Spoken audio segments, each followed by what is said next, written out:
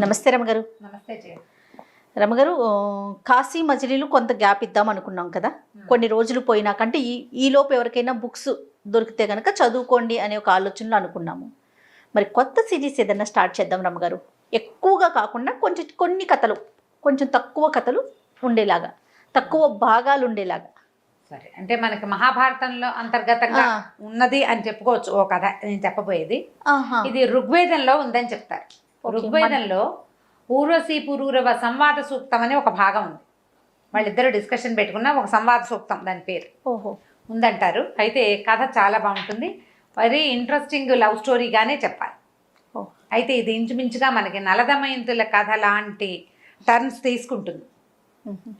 మనుషులు, వ్యక్తులు ఏ సమస్యనైనా ఎట్లా జయించగలుగుతారు, ఎలాంటి వాడైనా తన మీదకి ఏదైనా సమస్య వస్తే ఓపికగా ధర్మాన్ని విడవకుండా సహనంతో ఉన్నవాడు ఎట్లా జయిస్తాడు అని చెప్పడానికి మనకి మహాభారత మన పురాణాల్లో హరిశ్చంద్రుడి కథ, తర్వాత ఏమో నలుడి కథ, అట్లా ఈయన కథ కూడా ఓపికగా ఉన్నవాళ్ళు ఎట్లా గెలుస్తారు అనేది పురూరవుడి కథ.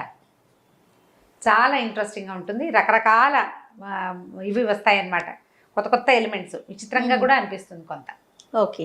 పూర్వం వైవస్వత మనువు, వైవస్వత మను అంటే వివస్వతుడు, అంటే సూర్యుని కుమారుడు యొక్క కుమారుడు. సూర్యుని కుమారుడు వివస్వతుడు, వివస్వతుని కుమారుడు వైవస్వతుడు అంటారు. వైవస్వత మనువు ఆయన ఏంటంటే భూలోకంలో చాలా గొప్పగా రాజ్యం చేసేట. ఆయన ఎంత ధర్మాత్ముడు, ఎంత పుణ్యకీర్తో, ఎంత అత్యద్భుతమైన రాజు. వివాహితుడు, కానీ ఆయనకి సంతానం కలగలేదు. చాలా కాలం సంతానం కోసం ప్రయత్నం చేసి చేయగా చివరికి ఆయనకి బ్రహ్మదేవుడు దగ్గరికి ప్రార్థించాడు. కులగురువుని ప్రార్థించమన్నారు. కులగురువు వీళ్ళకి వశిష్ఠుడు. సూర్యవంశీయులందరికీ కులగురువు వశిష్ఠుడే. మనకి రాముల వారికి కూడా కులగురువు వశిష్ఠ మహర్షి. ఆ దిలీప మహారాజు కూడా వశిష్ఠుడి దగ్గరికి వెళ్ళాడు, అట్లా చెప్పుకుంటాం. అయితే ఈ వశిష్ఠుడి దగ్గరికి వెళ్ళేసరికి ఆయన ఏమన్నాడంటే, అయ్యా, పరమేశ్వరుణ్ణి ఉద్దేశించి పుత్రకామేష్టి యాగం చేయమన్నాడు. మనకి చరిత్రలో పుత్రకామేష్టి ప్రఖ్యాతమైంది, దశరథ మహారాజు చేసింది. ఆయనకి శ్రీరాముడు, రామలక్ష్మణ భరత శత్రుఘ్నులు పాయసం ద్వారా జన్మించాడు. అలాంటి కథలు మనం కొన్ని ఉన్నాయి. మనకి పుత్రకామేష్టి చేసిన రాజుల కథలు చాలానే ఉన్నాయి. అందులో ఈ వైవస్వత మనువు చేసింది కూడా ఒక పుత్రకామేష్టి. ఈ పుత్రకామేష్టి యాగం చేసేటప్పుడు చాలా విశేషమైనది. అది ఒక నెలలో వారంలో అయ్యేది కాదు, సంవత్సరాలు పడుతుంది ఆ యాగం చేయటానికి. ముందు ఒక స్థలాన్ని దున్ని మూడు పంటలు వేయాలి. ఆ పండిన ధాన్యాన్ని కోసిన తర్వాత 3 సంవత్సరాలు దాన్ని ఖాళీగా ఉంచడం, అట్లా ఉందన్నమాట నియమం. ఆ తర్వాత ఆ ధాన్యంతో ఇక్కడ ఇది మొదలు పెట్టాలన్నమాట. అది ఎవరు తొక్కని, ఎవరు చేయని చేనులో మొట్టమొదట వీళ్ళే దున్ని పంట వేసుకోవాలి. ఆ ప్రాంతంలోనే ఈ హోమం చేయాలి. అలాంటి ఏర్పాటు చాలా ఉంది లెక్క. అప్పుడు ముందుగానే దానికి సంబంధించి ప్లాన్ చేసుకోవాలి కదా. 4 ఏళ్ళు పడుతుంది మొత్తం మీద, ఒక 4-5 సంవత్సరాలు పట్టే కార్యక్రమం అది. అబ్బా, పెద్ద ప్రోగ్రాం. ఈయన పెట్టుకుంటే ఏమైంది, భార్యాభర్త ఇద్దరు కూర్చున్నారు హోమానికి. ఋత్విజులు అంటే హోమం చేసే వాళ్ళు ఉంటారు కదా, మంత్రం చెప్తారు. ఆ మంత్రం చెప్తున్న ఆయనకి రాణిగారు ఏం చెప్పిందంటే, నాకు పుత్రిక కావాలని ఉందని ఋత్విజుడికి చెప్పింది, కూతురు కావాలని కోరుకునేసరికల్లా సరే ఈయన ఏం చేశాడు, ఆయన ఆ కూతురు కలిగే మంత్రాన్ని జపించుతూ హోమం చేయించడం మొదలుపెట్టాడు. ఆయన హోమం పూర్తయ్యే వేళకి చక్కటి అందమైన బాలిక బయటకు వచ్చింది, కన్యామణి వచ్చింది బయటికి, ఇలా అనే నామధేయంతో. నిర్ఘాంతపోయాడు వైవస్వతుడు. ఇదేమిటి, నేను పుత్రకామేష్టి చేస్తే పుత్రిక వచ్చింది, ఏం చేయాలో తెలియలే. మళ్ళీ వశిష్ఠ మహర్షి దగ్గరికి వెళ్ళాడు. అయ్యా, నేను పుత్రార్థిని చేశాను, ఎందుకంటే నా పితరులకి తర్పణాలు ఇవ్వాలి, కూతురు కాదని కాదు, నాకు కుమారుడు కదా, నేను మొదలుపెట్టింది కుమారుడు కోసం, నాతో పాటు నా పితృదేవతలకు కూడా వెళ్ళివ్వాలి, నా రాజ్యానికి భూమికి ఉత్తరాధికారి కోసం చేశాను నేను అనేసరికల్ ఆయన ఏమన్నాడు, ఆయన జ్ఞాన దృష్టితో చూసి, నీ భార్య పుత్రికను కోరటం వల్ల ఋత్విజుడు ఆ రకమైన మంత్రాన్ని చదివాడు, ఇప్పుడు కూడా ఇబ్బంది ఏం లేదు, నువ్వు మళ్ళీ వెళ్ళు, యజ్ఞాన్ని మళ్ళీ ఫినిష్ చేయండి, పుట్టవలా ఇంకా మళ్ళీ మొదలుపెట్టి చెయ్యి, ఎక్కడ ఆపారో అక్కడి నుంచి చెయ్యి, నీకు కుమారుడు కలుగుతాడని చెప్పాడు. ఈయన వెళ్ళాడు. నువ్వు నీ భార్య ఇద్దరు కుమారుణ్ణే కోరుకోండి అంటే ఈయన భార్యను ఒప్పించాడు. మన ఇద్దరం కుమారుని కోరుకుంటే కుమారుడు కలుగుతాడంటే వీళ్ళు ఏం ఊహించారు, ఈ పిల్ల ఇక్కడే ఉండి ఇంకో పిల్లాడు వస్తాడు అనుకున్నారు. అయితే హోమం పూర్తయ్యేసరికల్లా బాలికగా ఉన్న ఈ ఇళ కుమారుడిగా మారిపోయింది.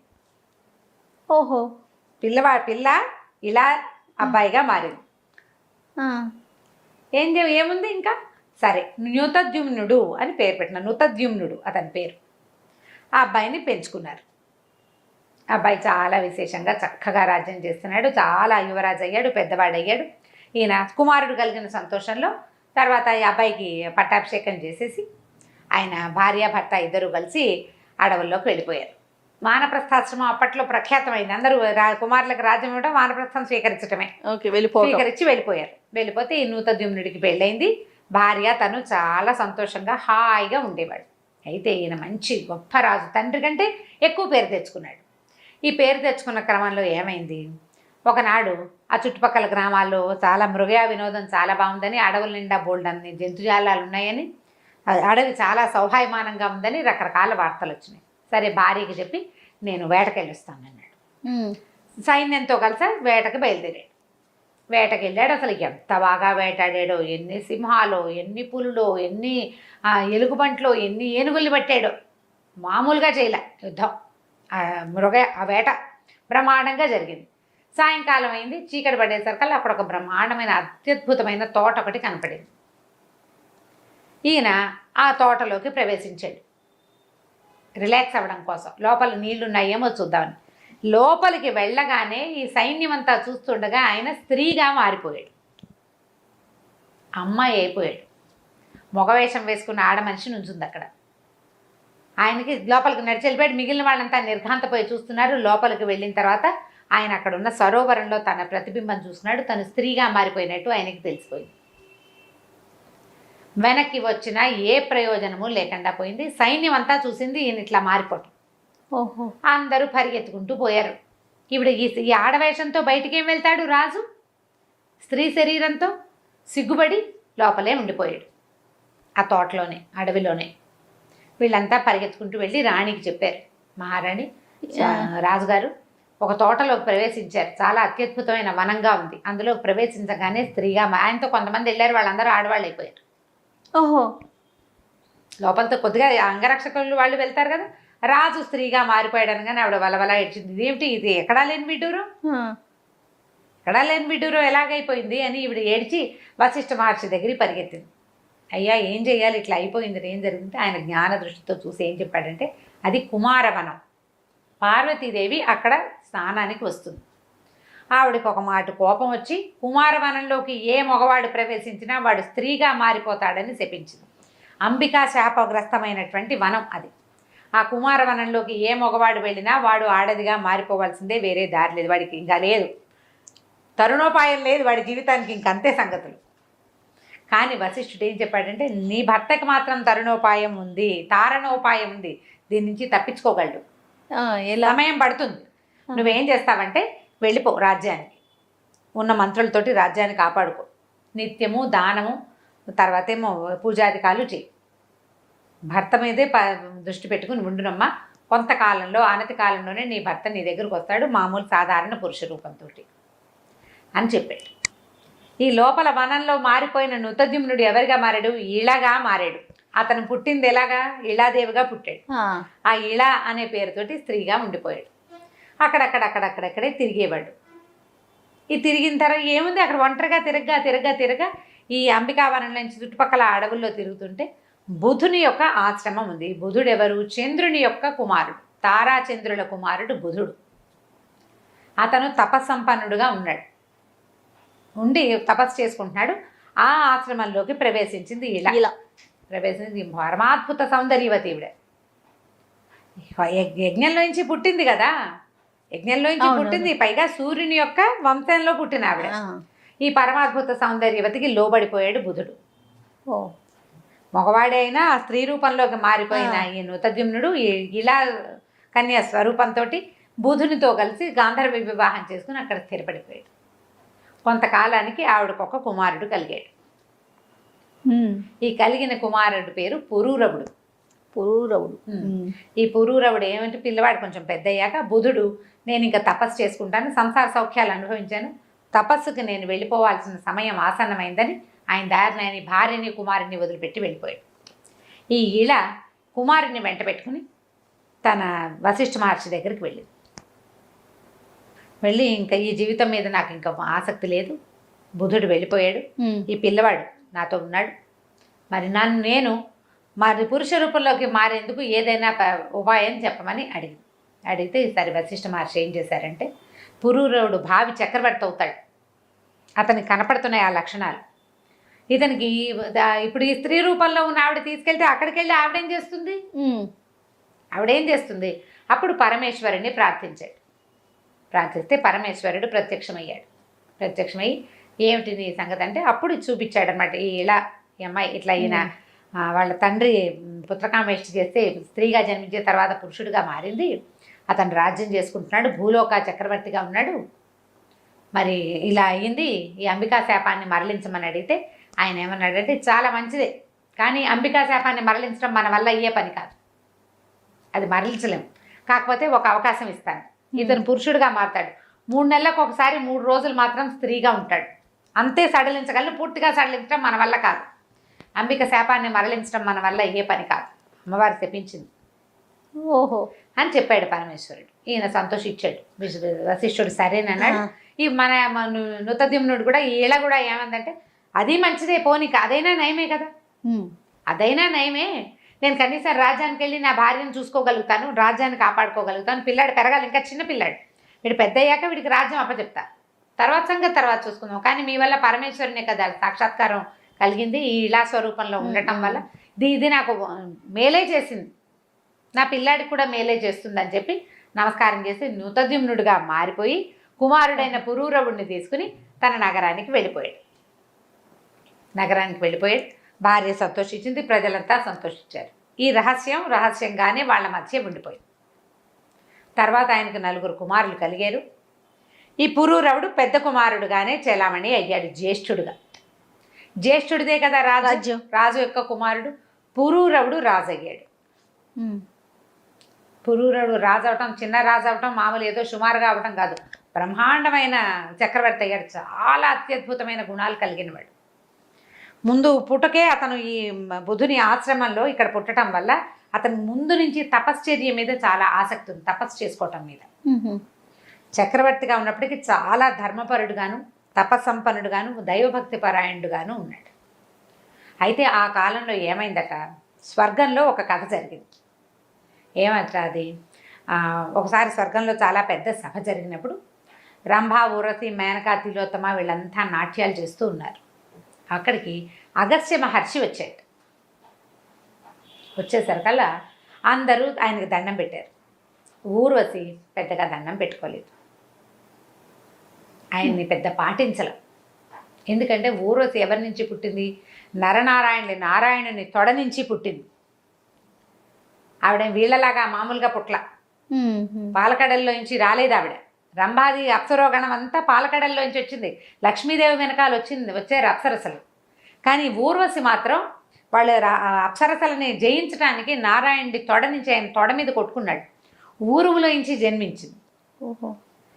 దాంతో కొంత అహంభావం ఉందన్నమాట. ఆమె నమస్కరించకపోయేసరికల్లా అగస్త్యుడు అన్నాడు, తలపొగరు అరిషడ్వర్గము ఉండవలసింది మానవులకి, నువ్వు మానవకాంతవి కాదు, భగవంతుని తోడ నుంచి జన్మించిన అప్సరసవి, వినయం ఉండద్దు నీకు, వినయం లేదు, మానవులకు ఉండేటువంటి అరిషడ్వర్గము నిన్ను బాధిస్తుంది, మానవకాంత వైపు, మానవునికి భారీగా ఉంటే కానీ నీకు ఈ లక్షణం పోదని శపించాడు.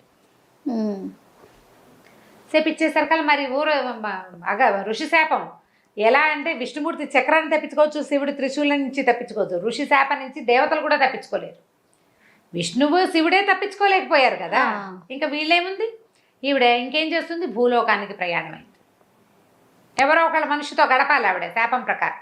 నారదుడు కనిపించి నారదుడు ఏమన్నాడంటే, వారా వీరా ఎందుకు వెళ్తావమ్మా, పురూరవ చక్రవర్తి మహాద్భుతమైన వాడు, రూపజిత మన్మధుడు, ఆయన చూస్తే మన్మధుడు కూడా కళ్ళు మూసుకోవాల్సిందే, అంత అందంగా ఉంటాడు, అక్కడికి వెళ్ళు, చక్రవర్తి భార్యగా చలామణి అవుతావు, జీవితం కూడా అత్యద్భుతంగా ఉంటుంది.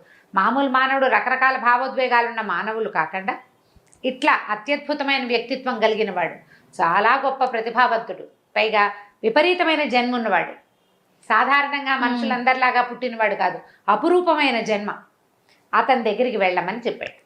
చెప్పేసరికల్లా ఈవిడేం చేసింది, ఈ పురూరవ చక్రవర్తి వ్యాహ్యాళికి వెళ్తే ఆయనకి వివాహం కాలే అప్పటికి, చిన్నవాడే. వ్యాహ్యాళికి తోటలోకి వెళ్తే ఆ తోటలోకి ప్రత్యక్షమైంది. ఈ అద్భుత సౌందర్యవతిని చూసేసరికల్లా భగవంతుని తొడ నుంచి పుట్టిందంటే మరి ఏమిటి సామాన్యంగా ఉంటుందా ఆవిడ అందం అంతా సాటి లేని అందం అనమాట, ఇలా సాటి లేని అందం ఆవిడది. ఇక ఆయన మైమరిచిపోయాడు ఆవిడని చూసి. ఎవరు ఏమిటని అడిగితే, నేను ఊర్వశిని, అప్సరోగణంలో ఉంటాను, దేవేంద్రుడి కొలువులో ఉండేదాన్ని, నాకు ఒక ఋషి శాపం, అగస్త్య మహర్షి శాపం, ఆ ప్రకారంగా నేను భూలోకానికి వస్తుంటే నారద మహర్షి నీ గురించి చెప్పాడు, నీతో ఉందామని వచ్చానని చెప్పింది. ఇక విపరీతంగా మోహంలో పడ్డాడు ఆయన. అయితే ఆవిడేమందంటే, నీతో ఉంటాను నేను, కానీ నేను ఎప్పటికైనా వెనక్కి వెళ్ళిపోవాల్సిన దాన్ని, అంటే ఎప్పటి వరకు ఉంటావు అన్నాడు. ఆవిడేం చెప్పిందంటే, ఒకటే షరతు, నువ్వు దిగంబరంగా కనపడకూడదు నాకు, నువ్వు ఎప్పుడైతే నాకు దిగంబరంగా కనపడతావో అప్పుడు వెళ్ళిపోతా, అప్పటి వరకు నీతో ఉంటాను నేను. సరేనని ఒప్పుకున్నాడు. ఆవిడతో పాటే ఉండిపోయాడు. హాయిగా తిరుగుతూ ఉండేవాడు. చాలా కాలం గడిచిపోయింది. దేవేంద్రుడు ఆయనకి ఏమిటి ఊర్వశి లేక సభ బోసిపోయింది. ఆవిడని తెచ్చేసుకోవాలి వెనక్కి ఎలాగైనా. మరి తెచ్చుకోవాలంటే ఎట్లా? ఆవిడకి ఈ పురూరవుడి మీద విసుగు పుట్టాలి, లేదా ఇష్టం రావాలి. అయితే ఏ కారణంతో ఊర్వశి వెనక్కి వస్తుందో ఆయన తెలుసుకున్నాడు. వెనక్కి రావడానికి ఒక క్లాజ్ పెట్టింది. ఆ క్లాజ్ ప్రకారం ఊర్వశిని తేవడానికి ఒక ఉపాయాన్ని పన్నారు. ఆ పన్నిన ఉపాయం ప్రకారం ఊర్వశి దగ్గరికి గంధర్వులు వచ్చారు. నిన్ను దేవేంద్రుడు వెనక్కి రమ్మంటే, ఆవిడ కూడా చాలా కాలం అయిపోయింది భూలోకంలో ఉన్నాను, ఆవిడకి స్వర్గం మీద మనసు పోతోంది, స్నేహితురాళ్ళ మీదకి మనసు పోతోంది, దేవేంద్రుడి మీద మనసు పోతోంది. ఆవిడకి ఇంకా బోళ్ళంతమంది స్నేహితులు ఉన్నారు. స్వర్గ సౌఖ్యం వేరు, మానవ సౌఖ్యాలు వేరు. మానవ జీవితం వేరు, స్వర్గ సౌఖ్యం వేరు కదా. సరే వెళ్ళిపోదామనుకుంది. వెళ్ళిపోదామంటే ఎట్లా వెళ్ళిపోవాలి? ఆయన జాగ్రత్తగా ఉంటాడు. ఆయనకు ఆ ఒళ్ళు తెలియనితనము అవి రాలా ఇప్పటిదాకా, ఆ పరిస్థితి కల్పించాలి. సరే ఏం చెప్పిందంటే, నేను 2 పెంపుడు మేకలు ఉన్నాయి నా దగ్గర, గొర్రెలను కూడా చెప్తారు కొన్ని కథల్లో, 2 మేకలో గొర్రెలో పిల్లలు అవి పెంచుకుంటుంది, వాటిని రక్షిస్తాడు రాజు, మాకు దగ్గరలోనే ఉంటాయి అవి, వీటిని ఎత్తుకెళ్ళిపోండి. ఈయన్ని పురూరవుణ్ణి ఆ మేకలను తెమ్మని చెప్తాను నేను, ఆయన బయటకు వచ్చినప్పుడు మెరుపులు మెరిపించండి అని చెప్తాను. సరే రాత్రి వేళ వీళ్ళిద్దరూ ఏకశయ్యాగతులుగా ఉండగా ఈ మేక పిల్లల్ని ఎత్తుకుపోతారు గంధర్వులు. ఎత్తుకెళ్ళేసరికి మే నరుస్తాయి. అవి పక్కనే ఉండి రాత్రిపూట ఆ శయ్యాగృహంలోనే ఓ పక్కన పడుకునే మేక పిల్లల్ని ఎవరో తీసుకుపోతారు. ఇప్పుడు దిగ్గును లేచి పురూరవ నా మేకల్ని ఎత్తుకుపోతున్నారు, వాటిని రక్షించు అని కేకలు పెట్టి కదలడు. ఈయన అప్పుడే అలసిపోయి అలా పడుకుని ఉంటాడు. అర్ధరాత్రి ఇప్పుడు ఇంకా అరిచి, నా మేక పిల్లలు వాటిని రక్షిస్తానన్నా వదిలేస్తావా, నువ్వేమి రాజువి, అట్లాగా నరిచెరిచి కేకలు పెడుతుంది. దాంతో ఈయన ఏం చేస్తాడు, దిక్కును లేచి పరిగెడతాడు. ఒంటి మీద బట్టలు లేనిది చూసుకోడు. రాత్రి పడుకునేటప్పుడు ఒక పంచ కట్టుకుంటారు. ఈ లేచే సంరంభంలో అది జారిపోతుంది. ఈయనకి ఒళ్ళు తెలియదు. నిద్రలో దిగ్గులు లేచిన వాళ్ళకి ఒళ్ళు పోయి తెలియదు చూడు. పరిగెడతాడు. పరిగెత్తేసరికల్లా ఈయన పరిగెత్తుతూ వెళ్ళేసరికల్లా ఈ మేకలను ఎత్తుకుపోతున్న గంధర్వులు ఇద్దరు మేకలను వదిలిపెట్టేస్తారు. ఆ 2 మేకల్ని 2 చంకల్లో ఇరికించుకుని వెనక్కి తిరిగి వస్తాడు. ఊర్వశి ఇదిగో నీ మేకలని. సరిగ్గా ఆవిడ ఎదురొచ్చే టైంకి పైకి వెళ్ళిన గంధర్వులు మెరుపుల్ని పిలుస్తారు. ఆ మెరుపుల్లో అర్ధరాత్రి మామూలుగా చీకటి దీపాలు ఉండవు, మెరుపులు మెరిస్తే కదా అవతల వాళ్ళు స్పష్టంగా కనపడేది. ఆ మెరుపుల వెలుగులో 2 మేకల్ని చంకలో పెట్టి ఇరికించుకుని నడిచి వస్తున్న పురూరవ చక్రవర్తిని దిగంబరంగా చూసేస్తుంది ఊర్వశి. నువ్వు వాగ్దాన భంగం చేసావు, నేను వెళ్ళిపోతున్నాను అని చెప్పి వెళ్ళిపోతుంది. చాలా బతిమలాడతాడు, వెళ్ళొద్దు, నన్ను విడిచి ఉండలేను నేను అంటాడు. మరి ఇది తప్పదు కదా, దేవతలు పెట్టిన నియమం. మానవుడు ఈ అప్సరసకి దిగంబరంగా కనపడకూడదు. నువ్వు ఎంత గొప్ప చక్రవర్తి అయినా నువ్వు మనిషివి, నేను అప్సరసని. ఒక నియమం పెట్టుకున్నాం మనం, నియమం భంగమైపోయింది. నియమం భంగమయ్యాక ఇంకుండకూడదు నేను, నీ మీద ఎంత ప్రీతున్నా సరేనని ఆవిడ కాస్త వెళ్ళిపోతుంది. ఈయన విపరీతంగా దిగులు పడతాడు, ఎంత బాధపడతాడో ఆవిడ కోసం. ఇక రాజ్యం భోజ్యం అన్నీ వదిలేస్తాడు, ఊర్వశి నామజపంలోనే ఉంటాడు. మళ్ళీ ఊర్వశి ఈయన దగ్గరకు వస్తుంది. చాలా దిగులు పడి ఆమె కోసం తపస్సు చేయటం మొదలుపెట్టాడు. సరస్వతి తీర్థానికి వెళ్ళిపోయాడట ఆయన. సరస్వతి తీర్థం అంటే ఇంచుమించుగా ఇది బదరికాశ్రమం, బదరి అలా అనుకోవాలి మనం, అట్లా అనిపిస్తుంది కొన్ని కథల్ని బట్టి. అక్కడ సరస్వతి నది అక్కడ ఉంది, సరస్వతి తీర్థం ఉంది అక్కడ.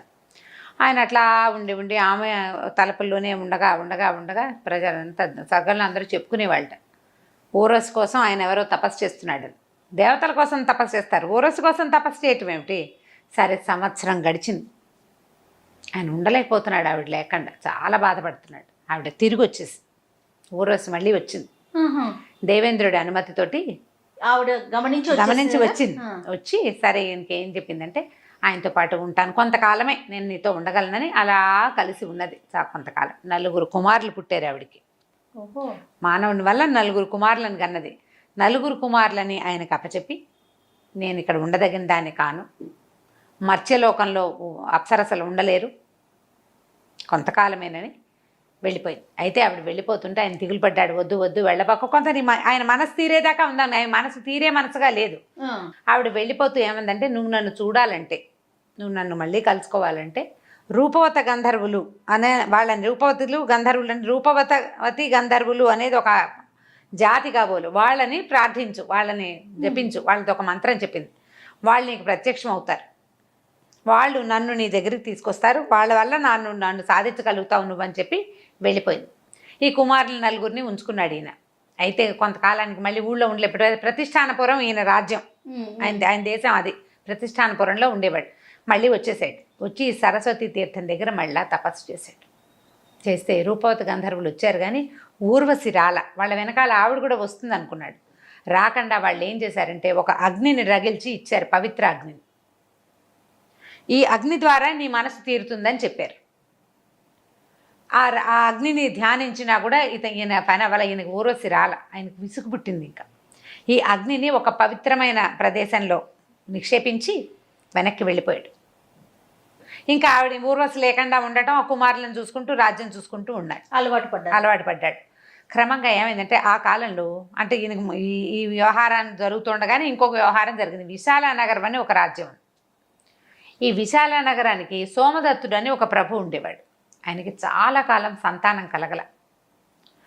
ఇక సంతానం లేదు, నా వెనకాల రాజ్యానికి ప్రతి రాజుకి ఇదే ప్రశ్న, సంతానం లేకపోతే రాజ్యం ఎవరు చేస్తారు? ఎవరో ఒకళ్ళు ప్రజలు రాజ్యం తీసుకునే కాలం కాదు అది, ఎవడో ఒకటికి రాజ్యం ఇచ్చేసే కాలం కూడా కాదు. ఆయన తన భార్య ద్వితీయుడుగా భార్యతో పాటుగా వెళ్ళిపోయాడు బయటికి. ఏంటి, నేను మునుల్ని ఋషుల్ని ప్రార్థిస్తాను, ఋష్యాశ్రమాలకి వాటికి వెళ్తానని తన మంత్రులకి పురోహితులకి ఈ రాజ్యాన్ని అప్పచెప్పాడు. సంతానాన్ని సాధించాకే మళ్ళీ నేను నగర ప్రవేశం చేస్తానన్నాడు. సరే, బయలుదేరి వెళ్ళాడు. ఆయన ఎన్నో క్షేత్రాలు తీర్థాలన్నీ భార్యతో కలిసి కొద్దిపాటి సైనికులతోటి చిన్న పరివారంతో వెళ్ళాడనమాట. వెళ్ళి ఎన్నో ఋష్యాశ్రమాలు చూశాడు, యాత్రాస్థలాలు తీర్థస్థలాలు ఎన్నో దర్శించగా ఒక చోట కొంతమంది మునుల తాలూకు సమూహంలో వాళ్ళని కలుసుకున్నాడు. అప్పుడు ఇట్లా నాకు సంతానం లేదంటే వాళ్ళు ఏం చేశారంటే, స్వల్పంగా పుత్రకామేష్టి లాంటి ఒక యాగాన్ని చేసి అందులో దాని ప్రసాదంగా ఒక పాయసాన్ని ఈయనకిచ్చారు. ఇవి భుజించండి, మీకు యజ్ఞప్రసాదము మీరు దీనివల్ల సంతానం లభిస్తుందంటే, ఆయనకి కొంతకాలానికి భార్య గర్భవతి అయ్యి జయుడు అనే ఒక కుమారుడు, జయప్రద అనే ఒక కుమార్తె కలిగారు. జయుడు, జయప్రద. అయితే కూతుర్ని ఒక అబ్బాయిని చక్కగా పెంచుకున్నారు, రాజ్యానికి వెళ్ళిపోయారు, విశాల నగరానికి వెళ్ళిపోయారు భార్యాభర్త. కూతురు కొడుకు అక్కడే పుట్టారు, పిల్లలు చక్కగా పెరుగుతున్నారు. ఈ జయప్రదాదేవి మహాద్భుత సౌందర్యవతి, చాలా అందమైంది. అయితే చిన్నప్పుడు కొంచెం 8-9 సంవత్సరాలు వచ్చాక పిల్లలు కథలు చెప్తారు కదా, అప్పుడు ప్రపంచంలో ఉండే గొప్ప గొప్ప రాజులు ఎవరు వాళ్ళ గురించి చెప్తూ పురూరవ చక్రవర్తిని గురించి దాదులు ఆ అమ్మాయికి చెప్తూ ఉండేవాడు. క్రమంగా ఆయన కథప్పిస్తే ఎవరి కథ ఆవిడ విందు, ఆయన గురించే వింటుంది. అలా అయ్యి ఆయన మీద మనసు పారేసుకుంది అమ్మాయి, నేను పురూరవుడినే పెళ్లి చేసుకుంటానని. నిజానికి వయసు తేడా, ఆయన ఎప్పటివాడు ఈవిడిప్పటిది కదా, ఆ కాలం అలా ఉండేది కాదు. అంత చిన్నపిల్లకి 15-14 సంవత్సరాలు పెళ్ళిడు వచ్చిన పిల్లంటే ఎంత 25 ఏళ్ళు రావకాల పెళ్ళిడు 25 ఏళ్ళు కాదు, 12-13 సంవత్సరాలే. ఇంకా మాట్లాడితే 8 ఏళ్లకే కన్య, వివాహ యోగ్యమైన వయసు 8 ఏళ్లే. కొద్దిగా ఊహొచ్చింది, స్వయంవరము అవి చేసుకోవచ్చు. ఈ స్వయంవరాలు అవి చేసేవాళ్ళు. అయితే ఈ అమ్మాయికి పురూరవుడి మీద ఆసక్తి ఉందని రాజుగారికి తెలిసింది. సరే, స్వయంవరం చాటిందాం అనుకున్నారు. ఈ చాటించినప్పుడు ఇవిడేం చెప్పిందంటే, నాకు కొన్ని ప్రశ్నలు ఉన్నాయి, నా ప్రశ్నలకి సమాధానం చెప్పిన వాళ్ళనే పెళ్లి చేసుకుంటానని. సరే, మా అందరినీ పిలుచుకొచ్చారు. అందరినీ పిలిస్తే ఏమైంది, ఈ పురూరవుడు ఆవిడకి తెలుసు, ఆవిడకి ఈ మొత్తం అందరు రాజుల చరిత్రలు పేర్లు చెప్పారు, ఆవిడ ఎవరిని వరించలేదు. మా అమ్మాయికి ఏవో కొన్ని ప్రశ్నలు ఉన్నాయంటే ఆవిడ అడిగిన ప్రశ్నల్ని సభలో అడిగారు.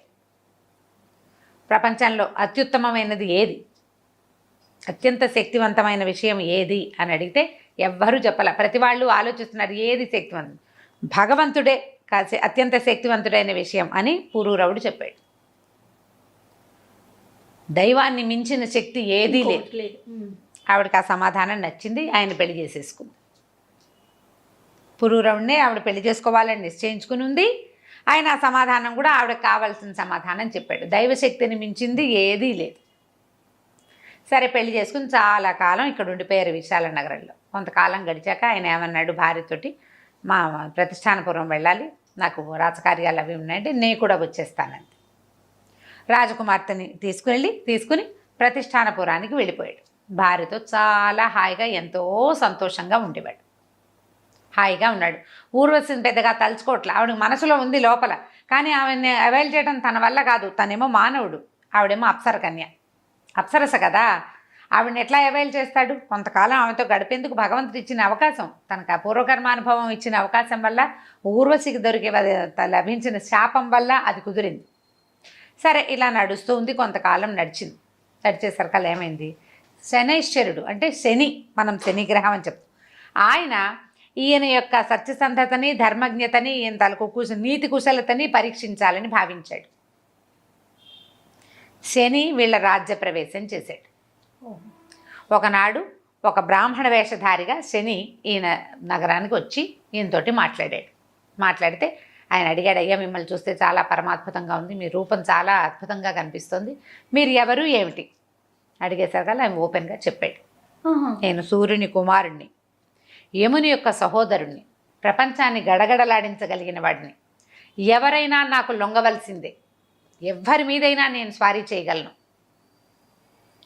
ఇప్పటిదాకా నీకు నాతోటి నా స్వారీ చేయించుకునే అవకాశం రాలేదు, నిన్ను పట్టుకోవడానికే వచ్చాను నేను అంటే ఈయన ఏమన్నాడు, అయ్యా ఎంత వారికైనా తప్పదు కదా, మానవ మాత్రుణ్ణి నేనెంత, భగవంతుడికే తప్పలేదు, భగవంతుడికే తప్పలా, నేనేముంది నాదేముంది, మానవుణ్ణి, మీ ఇష్టం అన్నాడు. అయితే నువ్వు చెప్పు, వృద్ధాప్యంలో పట్టుకోమంటావా, యవ్వనంలో పట్టుకోమంటావా, నువ్వు ఎప్పుడు పట్టుకోమంటే అప్పుడు పట్టుకుంటావు, నీ యొక్క చరిత్ర వల్ల నువ్వు ఇంత గొప్పవైన వాడివి, చాలా అద్భుతంగా రాజ్యం చేస్తున్నావు, భూమిని సంతోషపెడితే రాజువి నువ్వు చెప్పమన్నాడు. అనేసరికల్ ఏమన్నాడు, వృద్ధాప్యమే ఒక శిక్ష, బాధాకరం, వృద్ధాప్యాన్ని మోయలేని వృద్ధాప్యంలో కాకుండా మోయగలిగే యవ్వనంలో మీరు నన్ను పట్టుకోండి అని చెప్పాడు. మోయగలిగే యవ్వనంలోనే నేను మీకు అవకాశం ఇస్తున్నాను, మీ ఇష్టం అని సరేనన్నాడు. శని వెళ్ళిపోయాడు. వెళ్ళి ఇతన్ని పట్టేందుకు అవకాశం కోసం చూస్తున్నాడు. చాలా విషయాల్ని ప్రేరేపించి ఏంటి, ఈ అడవుల్లోంచి రకరకాల జంతువులు వచ్చేసేవి, ఆ జంతువులను తరమడానికి వెళ్ళవలసి వచ్చేది, ఇతర రాజులు కొంతమంది యుద్ధానికి వచ్చేవాళ్ళు, ఇట్లా జరుగుతుంది. ఆయన దీనికెళ్ళి అడవికెళ్ళి జంతువులన్నింటినీ వేటాడి వచ్చేసరికల్లా శత్రు రాజు తాలూకు సేనలు దీని మీద పడిపోతూ ఉండేవి. అలా అయింది. అయితే ఒకసారి వచ్చినప్పుడు మంత్రులు వాళ్ళంతా కూడా ఆశ్చర్యపోయారు. మన మీదకి రావడం ఏంటి, సార్వభౌముడు చక్రవర్తి మీదకి సామంతరాజులు రావడం ఏంటి, వాళ్ళంతా బలం ఉన్నవాళ్ళు కాదు, ధైర్యం ఉన్నవాళ్ళు కాదు, ఏదో జరుగుతోంది ఇక్కడ. ఈయనకి పీడకళ్ళు వచ్చేవి, ఎవరికి, రాజుకి ఏదో జరగబోతోందని తెలుస్తుంది. ఆయన ఏమనుకున్నాడంటే, శని భగవంతుడైన శని నా దగ్గరకు వచ్చి నాకు చెప్పాడు, ఇది దానికి సంకేతమేమో, తల వంచుకుని భరిస్తే సరిపోతుంది, ధిక్కరించి పోరాడకూడదు, దైవశక్తిని ధిక్కరించకూడదు, దైవశక్తికి తల ఉగ్గితేనే అది మనని కరుణించి వదిలిపెడుతుంది. అందుకని ఏం చేశాడు, రాత్రి ఈ శత్రు సైన్యం రాజ్యంలోకి వచ్చేసాక భార్యకి చెప్పాడు జయప్రదాదేవి. అప్పటికి వాళ్ళకి 2 పిల్లలు ఉన్నారు, చిన్న పసిపిల్లలు, మగపిల్లలు, 2 చిన్నపిల్లలు. మన పరిస్థితులు బాగుండలేదు, ఇక్కడే ఉంటే ఇంకా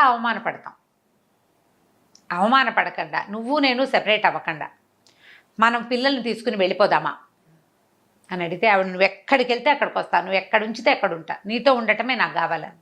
ఇద్దరు ఏం చేశారు, మొత్తం ఈ రాజరికపు సామాన్లన్నీ వదిలిపెట్టేశారు, మట్టి కొట్టుకుపోయిన చింకి పాతలు కట్టుకున్నారు. ఆ నిద్రపోతున్న చిన్నపిల్లలు కూడా ఈ మట్టి బట్టల్ని కట్టి చెరో సంక నా పిల్లల్ని ఇద్దరిని వేసుకుని ఎవ్వరికీ చెప్పకుండా అర్ధరాత్రి నగరం వదిలిపెట్టి బయటికి వెళ్ళిపోయారు. రాజు బయటికి వెళ్ళిపోయాడు. నగరం శత్రురాజుల పరమైంది. అసలు వాడు ఎవరినైతే వీళ్ళు శత్రువులు వచ్చి పట్టుకోవాలో అసలు ఆయన లేనే లేడు. వెతికారు, దొరకల. రాజు లేడు, భార్య లేదు, సంతానం లేదు. మంత్రులు తిరుగుబాటు చేసి గొడవ చేసి వచ్చిన సైన్యాలను బయటికి తోసేశారు. రాజు కోసం వేచి ఉన్నారు వెతుక్కుంటూ, ఎక్కడికి వెళ్ళిపోయాడు రాజు అని. ఇలా అయిపోయింది. ఈ రోడ్డు మీద పడ్డారు వీళ్ళు, అడవిలోకి వెళ్ళిపోయారు. అట్లాగే పిల్లల్ని ఎత్తుకుని ఆ మట్టి బట్టలతోటి మురికి బట్టలతోటి నడుచుకుంటూ ఎక్కడికో వెళ్ళారు. వెళ్ళగా ఏదో ఒక అడవి, ఓ గ్రామము, ఓ చెరువు, అట్లా గ్రామాల వైపుకు వెళ్తుంటే ఒక చోట చెరువు దగ్గర ఏదో చెట్టు ఉంటే చెట్టు కింద భార్యని పిల్లల్ని పడుకోబెట్టాడు. తను కూడా చెట్టు కానుకొని కూర్చుని ఉన్నాడు.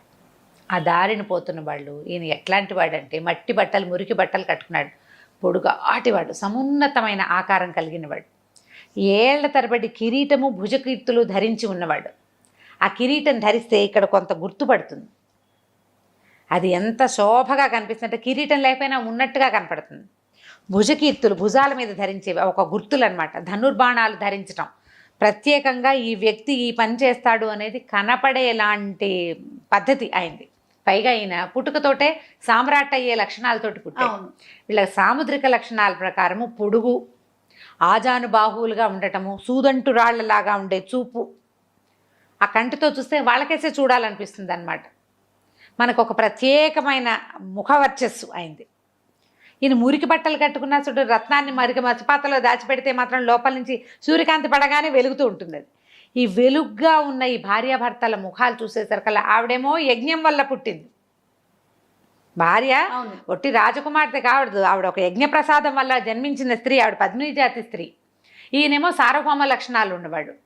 ఈ దారే పోతున్న కూలీలు కొంతమంది చూసి, అయ్యా ఎవరు మీరు ఏమిటంటే, ఈయన ఏం చెప్పాడంటే, నేను పురూర చక్రవర్తి దగ్గర లేఖకుడుగా పనిచేసేవాడిని. రాజు రాజ్యభ్రష్టుడైపోయాడు, శత్రుసేనలు రాజ్యాన్ని చేసేసినాయి, మాకేమీ అవకాశం లేక నేను నా భార్య పిల్లలు వచ్చేసామంటే ఏమన్నారు, అయ్యా మాతో ఉండండి, ఈ అడవిలో ఉండద్దు, మాతో పాటు ఉందరు కానీ ఒక ఇల్లు ఇస్తాము, మేమే పని చేసుకుంటున్నామో అదే పని చేసుకోండి, మీరు కూడా మాతో పాటు ఉండండి అని చెప్పి ఈ భార్య పిల్లలతో సహా ఆ కూలీలంతా కలిసి మట్టి ఎత్తుకునే కూలీ పని వాళ్ళు తీసుకుపోయి తమ ఇళ్ల మధ్యలో ఒక చిన్న పాక వేసి ఇచ్చారు వీళ్ళకి. ఎక్కడైనా పనిచేసేటప్పుడు మాతో పాటు లేఖకుడికి, కూలీ లెక్కలు రాసేవాడికి కూడా మాతో సమానంగా కూలిస్తేనే మేము చేస్తామని ఆ గుంపు అంతా చెప్పేవాళ్ళు. వాళ్ళు ఒక 100 మంది 50 మంది, ఈ 50 మంది గుంపుతోటి ఈ లేఖకుడు కూడా జీతం ఇచ్చేవాడు. ఈయన అందరి లెక్కలు రాసేవాడు, ఎవరెవరు వచ్చారు, ఎంత కూలి ముట్టింది, ఏ పని చేశారు, ఎంత పని జరిగింది, ఆ లెక్కలు రాయడానికి ఒక గుమాస్తా పనిలాగా ఈయన వాళ్ళతో పాటు ఉండిపోయాడు అక్కడే భార్య పిల్లలతోటి. అలాగే చేతొచ్చిన పని చేసుకుంటూ మెల్లిగా హాయిగానే ఉన్నారు. ఒకచోటే ఉన్నారు కదా, కష్టంలో ఉన్న భార్య పిల్లలు పక్కనే ఉండేసరికి బెంగలేదు, రాజ్యం పోతే పోయింది, ఎప్పటికో వస్తుంది. అయితే వీళ్ళు ఏ పల్లెటూరులో వీళ్ళు చేరారో ఆ పక్కన ఒక చిన్న పట్టణం లాంటిది ఉంది. అక్కడ నవకోటి నారాయణ అనే ఒక రాజుగారు, ఒక జమీందారు ఉన్నాడు. ఈయన ఏంటంటే 9 కోట్ల రూపాయలు సంపాదించేట నారాయణ అని ఆయన నవకోటి నారాయణ అనేవారు. ఆయన ఏదో పెద్ద బిల్డింగ్ కట్టే పని మొదలు పెట్టుకున్నాడు. ఆయనకి ఏంటంటే ఏదో ఇబ్బందిగా ఉండేది, ఎప్పుడు పీడకలు వచ్చేవి, ఏవో భయంగా ఉండేది. అయితే ఆయన జాతకం వాళ్ళని పిలిపించి అడిగితే వాళ్ళు ఏం చెప్పారంటే, మీరు ఈ డబ్బు సంపాదించేసరికల్లా డబ్బు వెనకాల ఎందరిదో కష్టము, నొప్పి, బాధ ఉంటుంది. ఎవడెవడు బాధపడుతూ ఆ డబ్బు మనకి ఇచ్చాడో తెలియదు. వాళ్ళందరి ఘోష మనకు ఉసురు తగిలింది అంటుంటాం చూడు మనం. ఈ ఘోష వల్ల ఇట్లాంటి ఇబ్బంది ఉంది, మీరు దాన ధర్మాదాలు చేయండి, దేవాలయాలు నిర్మించండి, ఆరామాలు నిర్మించండి అంటే ఈయన ఒక పెద్ద ఆరామ భవనం నిర్మించడానికి మొదలు పెట్టుకుంటే సరే పని చేయడానికి కూలీలు కావద్దు. ఆ కూలీలకి ఏ కూలీల గుంపులో అయితే పురూరవ చక్రవర్తి జయప్రదాదేవి చేరారో ఆ గుంపుకి కబురు చేశారు.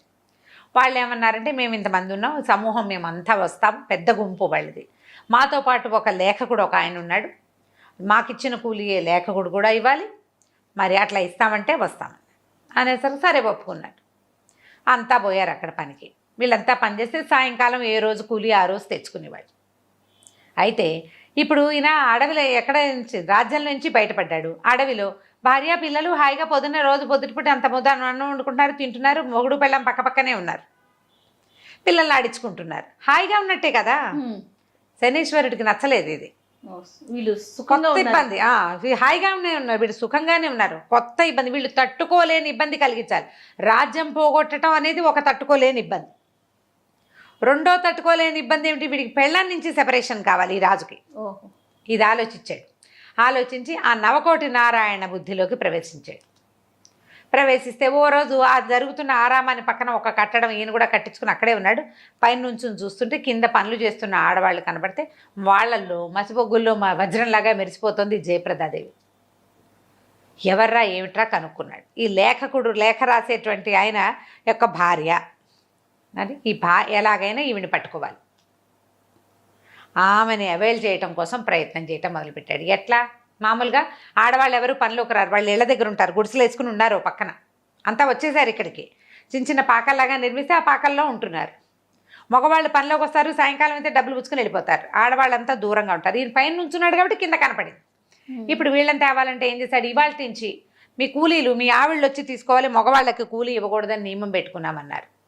సాయంకాలం అయ్యేసరికల్లా కూలీల భార్యలంతా వచ్చి వాళ్ళతో పాటు జయప్రదాదేవి కూడా వచ్చి డబ్బులు తీసుకెళ్ళేవాళ్ళు. ఒక 3-4 రోజులు జనాలంతా అలవాటు పడ్డారు, ఈ తబ్బిట్లా క్యాజువల్గా వెళ్ళి తెచ్చేసుకుంటున్నారు, బాగానే ఉందిగా. ఒక 5-6 రోజులు గడిచేసరికి ఇతను ఏం చేశాడంటే, ఒరే ఈసారి ఇవాళ లేఖకుడి భార్య వస్తుంది, మీ డబ్బులు దొరగారు నారాయణ గారి దగ్గర ఉన్నాయని చెప్పు, అక్కడికి పంపించు, అది లోపలికి వస్తుంది, లోపల రాగానే గదిలోకి తోసి తలిపేసేసి నేను చూసుకుంటాను ఆవిడ సంగతి అన్నాడు. సరే ఏమైంది, ఈవిడ కాస్త వచ్చింది. వచ్చేసరికి అందరికీ డబ్బులు ఇస్తున్నారు. అమ్మ మీకు ఇవ్వాల్సిన డబ్బులు అయ్యగారు కొంచెం ఏదో ఎక్కువ వేసి ఇవ్వదలుచుకున్నట్టు లేఖకుడికి అయ్యగారి దగ్గరికి వెళ్ళమంటే, రోజు ఆ ఇంట్లోకి వస్తుంది కదా ఆవిడ, అలాగే ఏముంది ఇక్కడ దాకా అలవాటైంది, మొదట ఇక్కడ కొత్తగా ఉంది, తర్వాత ఏముంది లేని లోపలికి వెళ్ళింది. వెళ్ళేసరికల్లా ఆ వెంబడి పెట్టుకు తీసుకెళ్తున్నవాడు ఆవిడ ఆ గది గుమ్మం దగ్గరికి రాగానే వెంటనే ఆవిడ గదిలోకి ఒక్క తోపు దోసి వెనక నుంచి తలిపేసేసాడు. వేసేసరికల్లా అది పెద్ద అంతఃపురం, లోపల భాగం చాలా పెద్ద గది, ఒక పడక, దాని నిండా పువ్వులు, అక్కడి నుంచి ఏవో పాలు గీలు పళ్ళు గిళ్ళు అగరత్తులు పొగలు అవి వస్తున్నాయి. ఇది ఏకాంత మందిరం, ఎవ్వరూ లేరు, పెద్ద మందిరం. ఇవిడ నిర్ఘాంతపోయింది. ఆవిడకి తెలియని మందిరాల మహారాజు పుత్రిక, మహారాజు భార్య. ఇక్కడ ఏదో జరగబోతోందని తెలిసి ఇక అటు ఇటు దారి చూస్తే ఒకే తలుపు, ఆ లోపలికి వెళ్ళి ఇంకా తలుపులు లేవు, దానికి కిటికీలు కూడా లేవు. కిటికీలు పై ఎత్తునున్నాయి, చిన్న గవాక్షం, పెద్ద కిటికీగా లేదు, చిన్న ఏమంటారు మరి వెంటిలేటర్ లాంటిది ఉంది, అందులోంచి బయటికి వెళ్ళలేరు. ఆవిడ అటు అటు వెతికింది. తీరా చూస్తే ఒక పెద్ద పెట్టు ఉంది అక్కడ, పెట్టె తెరిచి పెట్టుంది. ఈవిడ అమ్మవారిని ప్రార్థించింది, నేను గనక ఈయన మా సోమదత్త మహారాజు యొక్క కూతుర్నై యజ్ఞశేషంగా పుట్టిన దాన్ని అయితే, పురూరవ చక్రవర్తిని మనసావాచా కర్మణ భార్యగా ఆయన్ని ప్రేమించి ఆరాధించిన దాన్ని అయితే, నా భర్త అశేషమైన పుణ్యాన్ని సంపాదించిన వాడైతే, ఆయన ధర్మపరుడైతే, నేను లోపల దిగి దాక్కుంటున్న ఈ మందసం ఆయన ముట్టుకుంటే తప్పిస్తే తెరుచుకోకూడదు. ఎవరు భర్త? నా భర్త ముట్టుకుంటేనే ఇది తెరుచుకోవాలి. నేను ఎంతకాలమైనా సరే అన్నపానీయాలు లేకపోయినా, వస్త్రం లేదు, అన్నపానీయం లేదు, మంచినీళ్ళు కూడా లేవు, గాలి కూడా లేని ఈ మందసంలో నా భర్త వచ్చి తలుపు తెరిచేదాకా నేను జీవించి జలసత్వాలతో ఉండాలి ఇందులో, ఇది భగవంతుడి మీద ఆన అని చెప్పి ఆ పెట్టెలోకి దిగేసి లోపల నుంచి పెట్టె లాగేసేసుకుంది, మూతపడిపోయింది. ఆవిడ పెట్టెలో ఉండిపోయింది. ఈ నవకోటి నారాయణ వచ్చాడు లోపలికి, బయట తలుపు గడి తీసుకుని వచ్చాడు. ఏది తలుపు వెనకాల దాక్కుంది, దాని వెనకాల దాక్కుంది, దేని వెనకాల దాక్కోలేదు, ఎక్కడా లేదు, గవాక్షాలు ఏమీ లేవు, అని లేవు కదా, ఎక్కడ బయటకు వెళ్ళదు. ఈయనకి ఏం తట్టింది, ఈ పెట్టెలో కూర్చుందేమో అని డౌట్ వచ్చింది. ఆ పెట్టె తీయడానికి శత విధాలా ప్రయత్నించాడు, పెట్టె మామూలుగా తను తెరిచి వేసే పెట్టె ఇవాళ ఎందుకు తెరుచుకోవట్లేదో అతనికి అర్థం కాలేదు. అక్కడి నుంచి పని వాళ్ళని పిలిచారు. వాళ్ళు కత్తులు, కటార్లు, పలుగులు, పారలు పట్టుకొచ్చారు. చిత కొట్టినా ఆ చెక్క పెట్టె తెరవబడలా, ఏం చేసినా తెరవబడలేదు. అప్పుడు ఈయనకి స్ట్రైక్ అయింది, ఒకవేళ లేఖకుడు అని పేరుతోటి ఇక్కడ ఉన్నవాడు సామాన్యుడు కాడేమో, అతని భార్య ఆవిడ సామాన్యురాలు కాదేమో, ఆమె కానీ ఇందులోకి వచ్చేసిందా, ఏ ప్రయత్నం చేత ఇది తెరవబట్టలేదు అంటే ఏం శక్తి ఉందో వీళ్ళకి. ఇప్పుడు ఎవరికైనా తెలిస్తే మన నవకోటి నారాయణత్వం పోతుంది. ఏం చేశాడు, ఒరే దీన్ని ఏదైనా పోసి తగలబెట్టేయండి రా అన్నాడు. ఆ పెట్టెని ఆమెను కాల్ చేస్తే కనీసం ఈ అపప్రద ఆమె ఎక్కడ పోయిందో నాకు తెలియదు అని చెప్పేసేయచ్చు. అయితే వాళ్ళు ఏం చేశారు, ఒక క్షణం యువతలకు వచ్చాక అన్నాడు, ఇల్లంతా తగలబెట్టేయండి, మొత్తం తగలబడిపోయింది, ఆమె లోపలికి వచ్చింది తగలబడిపోయింది అని చెప్పచ్చు అన్నాడు. అనేసరికల్లా వీళ్ళు ఏం చేశారు, మొత్తం ఇల్లు నూనె పోసి అంటించేసరికల్లా అది ఆ పక్కనున్న ఇంకో కట్టడం అన్నీ అంటుకుపోయినాయి. కూలీలు కూడా ఆర్పడానికి ట్రై చేశారు, అంతా భగమని మండిపోతుంది. చేయగలిగి కావాల్సిన మంట పెడితే కావాలని పెట్టిన మంట ఎట్లా ఆరుతుంది, ఏదో అనుకోకుండా మండింది అనుకో ఓ పక్కన అంటుకుంటుంది, ఆ కాస్త నీళ్ళు చల్లితే సరిపోతుంది. వీళ్ళు అన్ని పక్కల నూనె పోసి అంటించినప్పుడు పరశురామ ప్రీతి అయిపోయింది, అగ్నిహోత్ర ప్రీతి, అది మొత్తం కాలిపోయింది. కానీ ఆ పెట్టె మాత్రం చెక్కు చెదరల. ఆమె ఎట్లాంటి ఇది పెట్టింది, ఒట్టు పెట్టింది, ఆవిడేమో యజ్ఞశేషంగా పుట్టింది, భర్త ఏమో చక్రవర్తి, ఆయన ధర్మాత్ముడు, నీతిపరుడు, దైవానికి ప్రబలమైన శక్తి, బలమైనది దైవమేనని మనసావాచ నమ్మినవాడు. దానికి తలొగ్గే కదా ఇట్లా రోడ్డు మీద ఉన్నాడు ఇప్పుడు పళ్ళాం పిల్లలతో. తగలబళ్ళ ఏమనుకున్నాడు, దీన్ని సముద్రంలో పారేద్దాం అనుకున్నాడు. ఈ లోపల ఈవిడ ఈ ఉన్న హడావిడిలో భార్య ఎక్కడికి వెళ్ళిందో ఆయన చూసుకోలే. కొద్దిగా ఒళ్ళు తెలిసి ఈ హడావిడంతా సర్దుమింటిది, జయప్రదేది లేదు. ఆవిడ భవనంలోకి వెళ్ళింది, ఆ భవనం మంటల్లో భార్య కాలిపోయింది అనుకున్నాడు ఆయన. అందరూ అదే అన్నారు. ఆమె లోపలికి వెళ్ళింది, కొంతమంది కూలీలు కూడా తగలబడిపోయారు, ఆవిడ కూడా అలాగే అయిపోయింది అనుకున్నారు. వీడు ఈ పెట్టెని సముద్రంలో పారేద్దామని మేఘాల మీద ప్రయాణం పెట్టేసుకున్నాడు. సముద్రం వీళ్ళకి దగ్గరలో ఏం లేదు, ఈ పెట్టెని మోయించుకుని తీసుకెళ్ళాలి. నేను ఈ ఇల్లు కాలిపోయింది, నా మనసంతా చెదిరిపోయింది, నేను ద్వీపాంతరవాసానికి వెళ్తున్నాను అని చెప్పి కూలీలకు చెప్పాడు, మీ దారిని మీరు పని చేసుకోండి అని. చేసుకోమంటే మరి వీళ్ళ దారిని వీళ్ళు ఉంటారు. తన సామాన్లు ఇక్కడ తగలబడిపోయినా ఇంకా ఉన్నాయి ఇళ్ళు బాకిళ్ళు, ఆ సామాన్లతో పాటు ఈ మందసాన్ని కూడా మోయించుకుని తీసుకెళ్ళాడు. ఈ లోపల కూర్చున్న జయప్రదాదేవికి ఏమీ ఇబ్బంది లేదు, స్థిమితంగా కూర్చున్నది. వాళ్ళు కొడుతున్నది తెలుస్తూనే ఉంది, ఏమి తెరవబడలా, కాలింది తెలుస్తూనే ఉంది. ఇది వెచ్చగా గోరువెచ్చగా కూడా వాళ్ళ పెట్టే అంత మంటల్లో కూడా. ఇప్పుడు ఈవిడికి తన సముద్రంలో పడేయడానికి తీసుకెళ్తున్నాడు అనే విషయం తెలిసిపోయి సముద్రం మీదకి ఎక్కించి దాని మీద అంటే నావ మీదకి ఎక్కించి సముద్రం మీద తోసే సమయానికి చెప్పింది నవకోటి నారాయణ, ఎందుకు వృధాగా ఈ ప్రయత్నం చేస్తావు, నా భర్త ముట్టుకుంటే కానీ ఇది తెరవబడదు, నువ్వు ఏ ప్రయత్నం చేసినా సరే ఈ పాపని నిన్ను విడిచిపెట్టదు, నువ్వు పగలగొట్టావు, కొట్టలేకపోయావు, కాల్చావు, తగలబెట్టలేకపోయావు, సముద్రంలోకి పడేసినా నీది నీ వెనకాలే ఉంటుంది, నీ చేసింది నిన్ను వదిలిపెట్టదు, ఈ వృధా ప్రయత్నం మానుకోమని చెప్పింది లోపల నుంచి. ఆమె కంఠము లోపల నుంచి వినపడుతున్న గాజులు గలగల తెలిసేసరికల్లా ఈయన ఏం చేశాడు, ఇంకేం చేస్తాడు, సముద్రంలో పడేయకుండా వెనక్కి తీసుకొచ్చి తను ఉంటున్న ఒక ద్వీపం దగ్గర ఒక చెట్టు కింద ఆ మందసాన్ని ఉంచేశాడు. ఎప్పటికి తెరవబడితే అప్పటికి తెరవబడుతుంది. ఆమె ఎట్లా జీవించిందో కూడా ఇతనికి అర్థం కాల. ఈవిడ తన తాలూకు గొప్పతనం చెప్పాల, 7 సంవత్సరాల వరకు ఈ పెట్టె తెరవబడదు, 7 ఏళ్ల వరకు నేను ఇందులో జీవించే ఉంటాను. శని 7 ఏళ్ళు, 7 సంవత్సరాల ఒక వ్రతం ఇది. నా భర్తే వచ్చి నన్ను బయటికి తీసుకొస్తాడు, నువ్వు ఇందులో పడేసి కూడా ప్రయోజనం లేదని చెప్పేసరికి 7 ఏళ్ల పాటు ఈ మందసాన్ని రక్షించే బాధ్యత అతందే. ఇంకా మరి ఈ అమ్మాయి ఇందులో ప్రవేశించడానికి తనే కారణమయ్యాడు. అందుకని ఆ మందసాన్ని తీసుకెళ్ళి ఓ చెట్టు కింద పెట్టించాడు. అది గాలి వాన ఏమొచ్చినా సరే అదేమీ కదలదు, ఆ లోపల ఉన్నవాడే స్థిమితంగా కూర్చుని ఉంటుంది.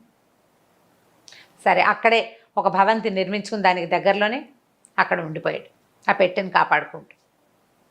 ఇక్కడ ఈయన భార్య లేదని తెలిసింది. సరే ఏం చేస్తాడు, పిల్లల్ని తీసుకుని ఇంకో చోటికి ప్రయాణం అయ్యాడు. ఆయన శనీశ్వరుడికి ఇష్టం లేదు, ఈయన సంగతి చూడాలి, ఇంకా కష్టపెట్టాలి. ఆ అమ్మాయి వెళ్ళిపోయింది, ఇప్పుడు ఇతను పిల్లలతోటి ఉంటాడు, ఆ పిల్లల నుంచి సెపరేట్ చేయాలి. సరే ఏం చేశాడు, 2 పిల్లల్ని ఎత్తుకుని, పిల్లలు 2 అమ్మ కోసం ఏడుస్తున్నారు, మరి చిన్న పిల్లలు కదా.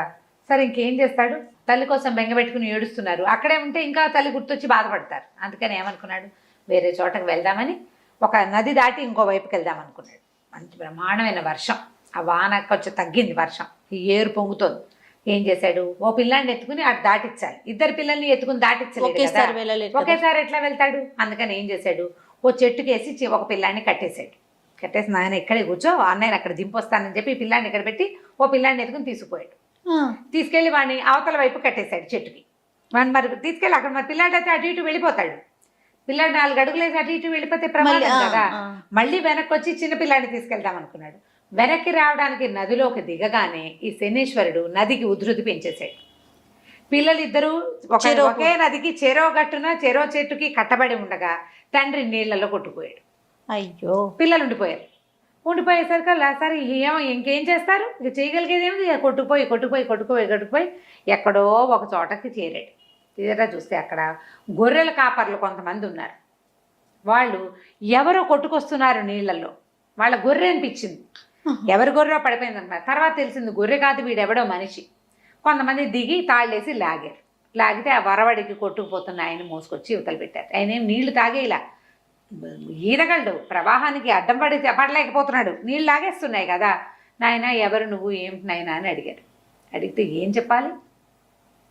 సరే ఏమన్నాడు, నేను పురూరవ చక్రవర్తి పరివారంలో గొర్రెలు కాసేవాడిని, నా పేరు ఆనందకోనుడు. ఈ గొర్రెలు కాస్తూ ఇది ఈ నదీ తీరానికి వస్తే గొర్రెలు ఎటో పోయినాయి, నేను నదిలో పడిపోయాను అన్నాడు. అనేసరికల్లా వాళ్ళు ఏం చేశారు, అయ్యో ఎంత కష్టం వచ్చింది, మనిషి ఎంత బాగున్నాడు, చక్కగా లక్షణంగా ఉన్నాడు, నాయన మాతో పాటు ఉండు, మేమందరం గొర్రెలు కాసేవాళ్ళమే, 4 గొర్రెలు ఇస్తాం, గొర్రెలు మేపుకుందు కానీ రా మాతో పాటు రా అని వాళ్ళు ఏం చేశారు, ఈయనకి కట్టుకోవడానికి పొడి బట్టలు ఇచ్చి 2 కంబళ్ళు ఇచ్చి చలి మరి వారిని నీళ్ళల్లో కొట్టుకొచ్చేవాడి పరిస్థితి ఎట్లా ఉంటుంది, ఓ చిన్న గుడిసె ఒకటి ఏర్పరిచి ఇక్కడ ఉండు నాయన మాతో పాటు అంటే ఆ చచ్చిపోయిన భార్య తప్పిపోయిన పిల్లల గురించి ఏడ్చుకుంటూనే నోరు మూసుకొని వీళ్ళతో పాటు ఉండిపోయాడు. ఈ చెరుక నదికి అటు ఇటు పిల్లలు ఉన్నారా, ఒక గొల్లెత ఆ వైపుకి వచ్చి ఈ పిల్లాన్ని చూసింది. ఎవరండి? గొల్లెత అంటే ఒక గొల్ల స్త్రీ వచ్చి చూసింది. చూసేసరికల్లా పిల్లాడు ఎంతో బాగున్నాడు, ఎంత పండులా ఉన్నాడు, ఎవరు కట్టేశారంటే మా నాన్న కట్టేశాడు. నాన్నే తెలుసు, అంతకంటే వాడికి ఏం తెలియదు, పేర్లు గీర్లు తెలియవు వాడికి. సరే పిల్లాన్ని ఓడదీసి ఎత్తుకున్నాక ఏమైంది, 2వ గట్టుకి వెళ్దామని ఒక చిన్న డింగీ తెచ్చుకుంది. ఆ డింగీలో ఈ పిల్లాన్ని పెట్టుకుని ఈ నది దాటించబోయింది. నది దాటించేసరికల్లా అక్కడ చెట్టు కట్టేస్తున్నాడు 2వ. మా అన్నయ్య ఉన్నాడు అన్నాడు వీడు. అయ్యో 2 పిల్లల్ని చెట్టు కట్టేశారు, ఇదేమిటోనంటే ఆ 2వ పిల్లాన్ని కూడా ఓడదీసింది. పోనీలే, ఇద్దరు ఒక దగ్గరే ఉన్నారు. అన్నదమ్ములు ఇద్దరిని ఆవిడ కాస్త చంక పెట్టుకుని వెతికింది, ఎవరు కనపడలేదు. పోగొట్టుకుని నాన్న ఎవరంటే నాన్న ఎత్తుగా ఉంటాడు, పొడుగ్గా ఉంటాడు, అదే తప్పిస్తే ఇక వాళ్ళకి ఏమీ తెలియదు. చిన్న పిల్లలు 3-4 లోపల, 3-4 ఏళ్ల పిల్లలు. సరే ఏం చేసింది, ఈ పిల్లలిద్దరు ఒకేసారి దొరికారు. అదృష్టంలాగా నాకు పిల్లలు లేరు, వీళ్ళని నేనే పెంచుకుంటానని పిల్లల్ని తీసుకుపోయింది. అయితే గొల్లావిడ కదా, వీటి దగ్గర ఆవులు గేదెలు ఉన్నాయి, ఆవులే ఎక్కువగా ఉన్నాయి. ఈ ఆవులు కాయడానికి ఒక పొల్ల ఇస్తే పిల్లలు పొల్లలు తీసుకోకుండా మూలంగా కత్తి ఏదైనా ఉంటే కత్తి పుచ్చుకుని తోరేవాళ్ళు. ఆవిడనుకు వీళ్ళు ఎవరో పెద్ద రాజుగారి పిల్లలు అయి ఉంటారు, వీళ్ళకి మామూలు లక్షణాలు లేవు, ధోరణి ఏదైనా చూపిస్తే లేట్ చేసుకుంటారు, కత్తి కనపడిన పాములుగా పిల్లల్లాగా ఎక్కడ పడితే అక్కడ పట్టుకోవటంలా, తెలివి తక్కువగా లేరు వాడు. కత్తి ఎక్కడ పట్టుకోవాలో వాడికి ఉగ్గుపాలతోటి పెట్టేసినట్టుంది వాడి చరిత్ర. దాంతో ఇప్పుడు ఏం చేసింది, సరే పిల్లలకి ఏమైనా విద్యలు నేర్పిస్తే బాగుంటుందని వాళ్ళ దగ్గర ఈ కర్ర సాము కత్తి సాము చేసే వాళ్ళు ఎవరో స్నేహితులు ఉంటే వాళ్ళ దగ్గర పెట్టింది. మా పిల్లలు కూడా నేర్పించండి. ఆ పిల్లలిద్దరు ఈ గోళ్ళావిడ దగ్గరే పెరగటం మొదలుపెట్టారు. ఈ ఆనందకోణుడు ఇక్కడ ఈ గొర్రెల వాళ్ళ దగ్గర ఉన్నాడు కదా. సరే ఏమైంది, ఈ గొర్రెలు తోలుకెళ్తుంటాడు. ఆ గొర్రెలు అటు ఇటు తిరుగుతాయి, మళ్ళీ సాయంకాలం తీసుకొస్తాడు. ఆ ఉన్న వాళ్ళు ఏదో ఒక ముద్ద అడకేసి పెడతారు, వాళ్ళతో పాటు కలో గంజా ఒక ముద్ద తింటూ బతికే ఉన్నాడు ఆయన. ఎప్పటికో ఇక్కడి నుంచి వస్తుంది. శనేశ్వరుడు ఎంతకైనా తగును, చూడు ఎన్నెన్ని చేశాడు. మహారాజును తీసుకొచ్చి ముందు కూలింగ్ చేశాడు, తర్వాత గొర్రెలు కాపరం చేశాడు. ఇంకా ఏం చేయబోతావో నాయనా నువ్వు నాతోటి అనుకుంటున్నాడు అనమాట. అయితే ఏమైంది, ఈయనకి చాలేదు శనీశ్వరుడికి, ఇంకా ట్రై చేయాలి. కానీ ఈయనకి చూడండి తెలిసి కూడా కష్టాలు పడుతున్నాడు ఇంకా కూడా. మరి చెప్పాడు కదా యవనంలో పట్టుకోమన్నాను, పట్టుకున్నాడు, మరి తప్పదు, అనుభవించాల్సిందే. దీనికి తిరుగుబాటు చేసి గొడవ చేసి లాభం లేదు, ఒగ్గటమే అంతే. ఇంకా సర్దుకుని ఉండటమే. సర్దుకుంటూ ఉంటే శని సర్దుకున్న వాడిని గెలిపిస్తాడు. శనిగ్రహపు లక్షణం అది. నువ్వు లాక్కున్న కొందికి తెగుతుంది తప్పిస్తే ప్రయోజనం లేదు. సర్దుకుని ఎలా ఉండాలో అలా ఉండాల్సిందే. అంటే ఎట్లా కాదు రమ్మగారు, మీ ఉద్దేశం అంటే కష్టం వచ్చినా కూడా దాన్ని అనుభవించాలి. నీకు ప్రారంధ కర్మాన్ని అనుభవిస్తే తీరిపోతుంది కర్మానుభవం. అనుభవించనని దుఃఖపడ్డం వల్ల దుఃఖం ప్లస్ అవుతుంది, కష్టానికి తోడు దుఃఖం ప్లస్ అవుతుంది. దుఃఖపడి నువ్వు పెనుగులాడి అక్కడి పరిగెత్తి ఇక్కడి పరిగెత్తి అదే అవన్నీ చేశారు అయినా నాకు ఇది కాలేదంటావు. నువ్వు చేసేవి చేస్తూనే ఉంటావు క్రియలు. ఇది ఎలా చేయాలి, చేయాల్సిన పని చేసినట్టుగా చేయాలి, దీనికి ప్రతిక్రియగా చేయకూడదు. నేను 4 గుళ్ళు తిరిగాను అయినా నన్ను ఏ దేవుడు కరుణించలేదు అనకూడదు. అసలు భగవంతుణ్ణి ప్రశ్నించకూడదు శని దశ ఉన్నవాడు. తల వంచుకొని వెళ్ళిపోవాల్సిందే. వంచి ఎంత బరువు నువ్వు వంగిన కొద్దీ వేస్తాడు, నువ్వు మోసిన కొద్దీ నువ్వు నచ్చుతావు ఆయనకి. మోసిన కొద్దీ నీకు తర్వాత జీవితం చాలా బాగుంటుంది. నేను అదే అడుగుదాం అనుకుంటున్నా. చాలా బాగుంటుంది తర్వాత జీవితం. శని దశలో నలిగిపోయిన వాళ్ళు ఆ దశ తర్వాత దశలు తిరిగిపోతాయి, వాళ్ళకి దశ తిరిగింది అంటారు చూసావా, అట్లా తిరుగుతుంది. వంగాలి, భగవద్ ప్రార్థనే చేసుకోవాలి, ఎక్కువగా భగవంతుడి పాదాలే పట్టుకోవాలి. ఈ కష్టం గట్టెక్కే మార్గం చూడమనాలి. సరే, ఏం చేశాడు ఇప్పుడు ఈ శని ఏం చేశాడు? ఇంకా కొంచెం ఎక్కువ పరీక్షించాలి. ఆ ఊరి రాజుగారి అంతఃపురంలో దొంగతనం జరిగింది. అంతఃపురంలో ఆయన దొంగతనం జరిగినటువంటి వస్తువులు మూటగట్టి ఎక్కడ ఈ ఆనందకోనుడు పడుకుని ఉన్నాడో పూరి గుడిసెలో అక్కడ తెచ్చిపెట్టాడు దొంగ. చూసారా? ఆ పని చేయించాడు ఆయనే చేయించాడు, అది కల్పించాడు. అది వాళ్ళేమో దొంగని వెతుక్కుంటూ వచ్చారు. దొంగ ఇటే వచ్చాడు, కనపడుతున్నాడు. మామూలుగా దొంగలు అసలు కనపడతారు? కనిపించరు, మాయమైపోతారు. కానీ ఇక్కడ కనిపించాడు వాడు. ఎక్కడి నుంచి కనిపించాడు? అంతఃపురం నుంచి ఊరంతా తిరిగి ఈ గొల్లలు, వీళ్ళు గొర్రెల కాపర్లు ఎక్కడ, గొల్లలు కాదు వీళ్ళు, గొర్రెల కాపర్లు ఎక్కడున్నారు? ఓ నదీ తీరాని ఉన్నారు.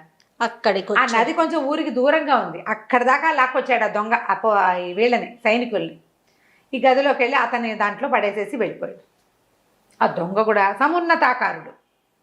ఇక్కడ పడుకున్న ఆనందకోణుడు సమున్నతాకారుడే. మరి గమ్ముకొని దూరం నుంచి చూస్తే ఓ పొడుగాటి మనిషి చేతులు ఊపిస్తూ పరిగెడుతున్నాడు. పొడుగాటి చేతులు, ఇంత పొడుగువాడు, ఎత్తు, వాడికి మీసాలు ఉన్నాయి, గడ్డాలు ఉన్నాయి, జుట్టు ఉంది, అవే కనపడతాయి చీకట్లో. అంతకంటే ఏం కనిపిస్తాయి? ముక్కు మూతి కనపడవు కదా, ఒడ్డు పొడుగు కనపడతాయి. ఒడ్డు పొడుగు కనపడుతోంది. వీళ్ళంతా వెతుక్కుంటూ ఇక్కడికి వచ్చారు. ఈ పాకలోకే ప్రవేశించాడన్నారు. ఆ పాకలో ఆనందకోణుడు నిద్రపోతున్నాడు. ఆయన పక్కన మూట పెట్టుంది. ఏ దొంగ అయినా మూట పక్కన పెట్టు పడుకుంటాడు. ఆ పాయింట్ వాళ్ళు పట్టుకోలేదు. ఈయన పట్టేశారు.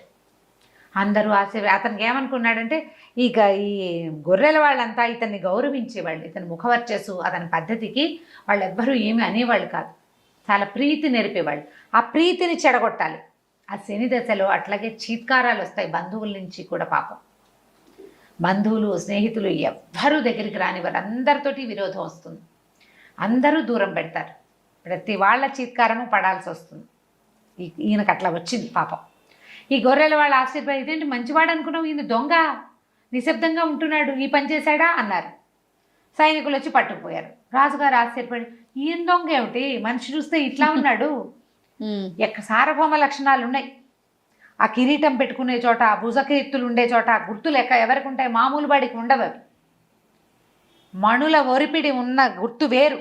ఈయన అట్లా కనపడుతున్నాడు. మనిషి చూస్తే మంచి కళైన మొహం, మంచి వర్చస్సు, మాట గంభీరం. ఇది ఎట్లా ఉందంటే ఉరుగుతున్నట్టుగా ఉంది, మేఘగా గంభీరంగా ఉంది కంఠస్వరం కూడా. ఈయన ఎందుకు దొంగ అవుతాడు అని ఆశ్చర్యపోయారు. రాజుగారు డైరెక్ట్గా అడిగాడు, అయ్యా తమరే దొంగతనం చేశారా అంటే, ఇప్పుడు ఏం చేస్తాను నేను కాదన్నా ప్రయోజనం లేదు. మరి వస్తువు దొంగ ఒకచోటే దొరికినప్పుడు ఇంకా నేను చెప్పుకునేదేముంది, మీరు ఏం చేస్తే అది చెయ్యండి అన్నాడు.